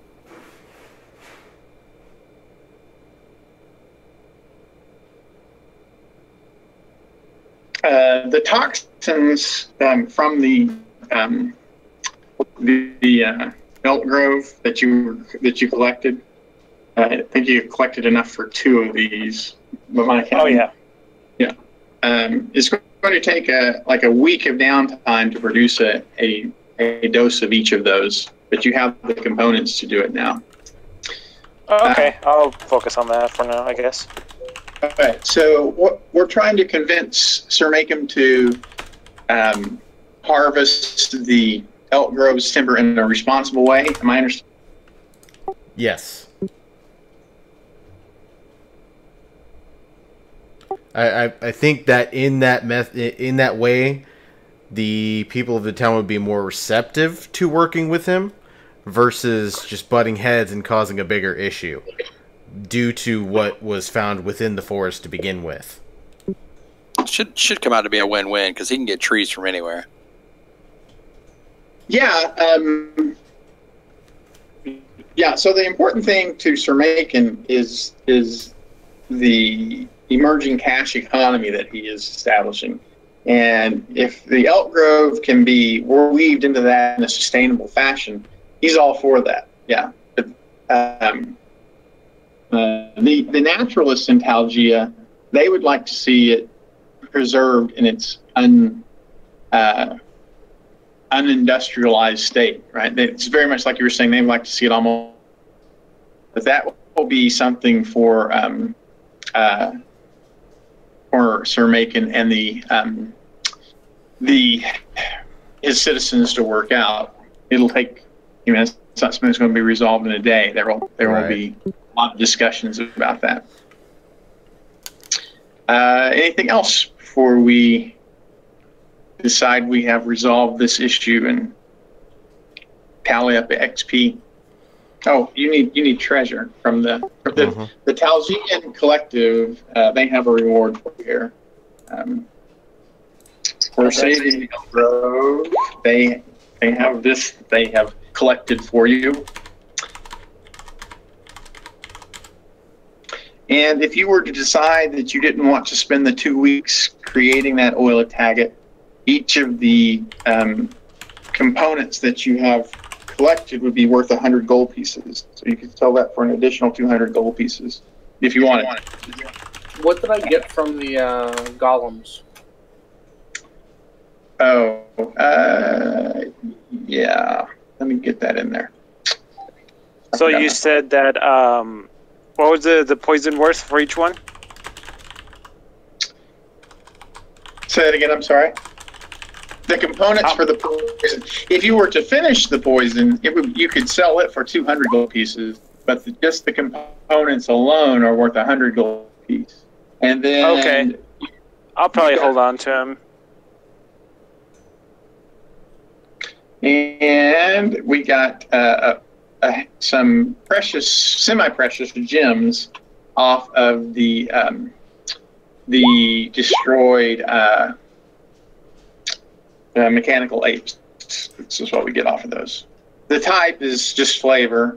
It's it's 4, 5, 6, 7. It's 10 gold piece gems, but whether they're azurite or tiger's eye is just a product of Dawn, which I like. I like the fact that they give it a little bit of flavor instead of just a 10 gold piece gem. But if someone said, "Oh, I'm going to keep that rhodochrosite for a memory of the adventure," you could do that, right? As a role playing token for your EC. Oh, we got 8? So I guess I'll take a tiger eye. Yeah, there were 8 total, so 80 gold pieces worth. Yep. Or if we keep them, which I want to go ahead and keep the moss agate. No, I'll keep the tiger eye. Left, you'll probably take the rest. Ha! You know me well. That I do. And I guess we move into the retro here, the evaluation. I would be interested in Sergio's opinion as the first player in Dimgaard. What were your observations or insights into Dimgaard? Dimgaard seems straightforward, if not a bit brutal, but I like it. I think brutal is a pretty common for, yeah. The environmental hazards in particular are pretty brutal for new players. Like, if I was a peasant in medieval times and leaving my house meant I'd have to face any of these things, I would totally get people not wanting to move at all. Yeah. And if you made it to 30, you would feel lucky. All right, so what about everybody? All right, so let me a little bit of, I want to know if this came through. All right, so you had this. There was a previous adventure like a year ago that was like a one-off that I did, where the tannery is first set up, and it begins to pollute the Elt Grove, and so this is a continuation of that. And the idea is that you have these artificer gnomes. I don't know if you guys are familiar with the artificer class that started out on Unearthed Arcana and is now on DM's Guild. I am. But that's what we have. We have these alchemists, which is an archetype of artificer, have discovered that they can create all these new stuff or empower existing stuff with the combination of the magic of the Elt Grove and the pollution from the tannery, right? And so they have an incentive to protect that. And then at the same time, you've got the local peasants who, for generations, have been gatherers of the Elt Grove, are upset by the fact that they no longer have access to that. So that's the nature of the conflict. Do we understand that? Did that come through? Mm-hmm. Yeah. Okay. Yep. So then the specific mechanics, the mechanical apes, as artificers progress, they can create a mechanical beast. So they sent their mechanical beast to try to dissuade you. And then the horses, artificers gain automatic access. They automatically create certain wondrous magic items, and one of those can be a robe of useful items, which has patches that have wild or riding horses on them. So they pulled off their patches of riding horses, stampeded them towards you to try and stop you. And then the Veggie that comes out of Volos. That's associated with forest corruption. It's kind of an independent little element there that's working on its own. So that's the gist of the encounters and the events. Did it hold together well? Are you okay with? Do you have ideas on how to improve that story in some way? Or that one observation I had was I need a way to focus it a little better up front. Like I was okay with going to Sir Mayken and to the Alchemist, especially the Alchemist. But then again, I have a lot of background information on Dimgaard, so I knew what Sir Mayken was like and what Sir Mayken's motivations were. If I were a new DM who, without that in-depth Dimgaard knowledge, and I had a group that said, "Oh, wait, let's go talk to Sir Mayken," that could be a problem, right? So I'm thinking I need something better to direct the party towards the Elt Grove initially, rather than just the setup that I use. That would be. Any thoughts on that? Maybe ignoring the noble and just saying it's been a decree from the castles, just not attaching it to a certain guy. Because if there's a guy, we want to see the guy. Right. Yeah, I think a decree would. I think that would kind of play well, or I like that. Yeah. maybe have it as a guild or some sort of entity, not an individual. Yeah, with an individual, it seemed like, oh, there's another side to this story that we should probably discuss with. Yeah, I like that. Or the townspeople can band together and look for a group of individuals that are willing to figure out what's going on. Yes, I see what you're saying. Involve some sort of a decree from Sir Mayken in the setup instead of just sort of leaving him hanging out there in the background. Yeah, I like that. Yeah, that's very good. Maybe, I don't know. Or maybe it comes from like the bigger kingdom where it's like there's no way we can reach it. It's just like impersonal. Like Modrons. Right. Yeah, I like all of that. Anything else? Any other ideas that you think could make it better?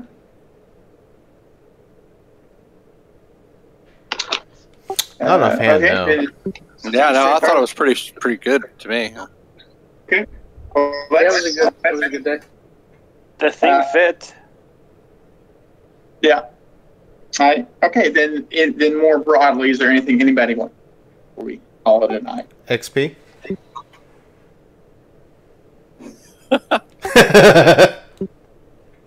All right, sounds like we're good then. So I will see you guys next Wednesday. I enjoy. Wait, we do need XP though. You didn't. Oh, I'm sorry. Yes. Yeah, that's why I said XP. Oh, yeah, I misunderstood you. Yeah, I started saying that. Okay. So, here we go. We got. Let me start from the beginning. We got the blights. We had a vine blight.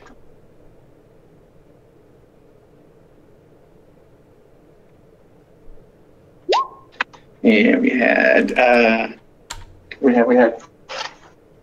four needle blights, right? 4 needle blights.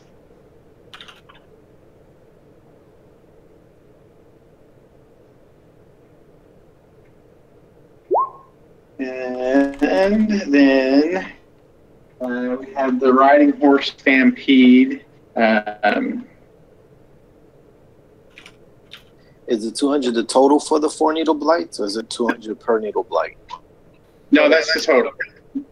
And then for the stampede, we have a total of 500. So do we add these all up and just divide it by 6? That's correct. Add it up and divide it by 6, precisely.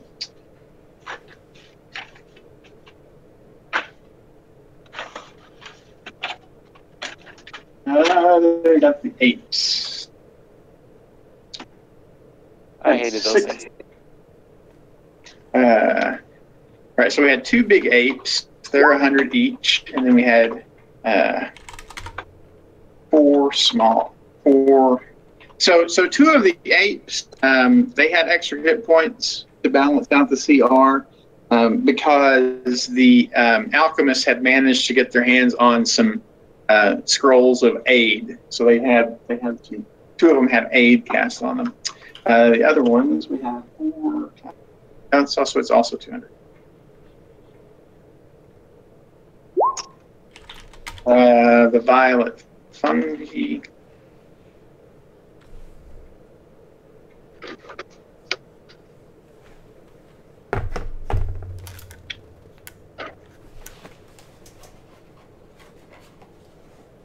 We got 10 of those. So then we got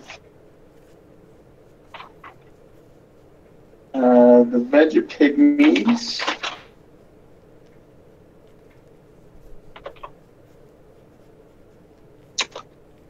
We had 8 of those, yeah. And the thorny was 100. And then the gnome.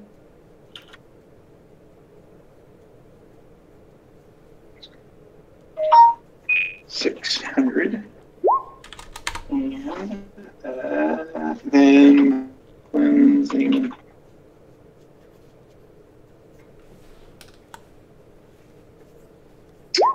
Okay, so that's a pretty good haul.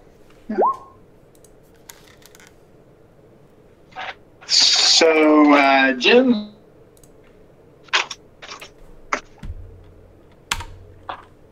Did I just level up? Yeah, it's only 300 XP to 2nd level. Leveling isn't the hard part. The hard part is surviving at level. Man, I'm like 115 short. Yeah.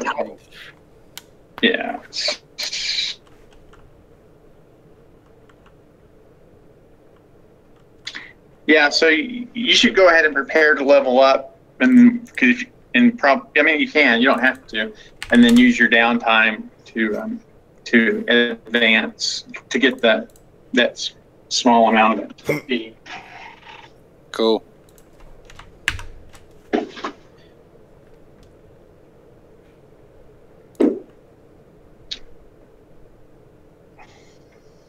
So remind me how you add HP when you raise a level. It's like half your hit dice plus your Constitution modifier. Is that right?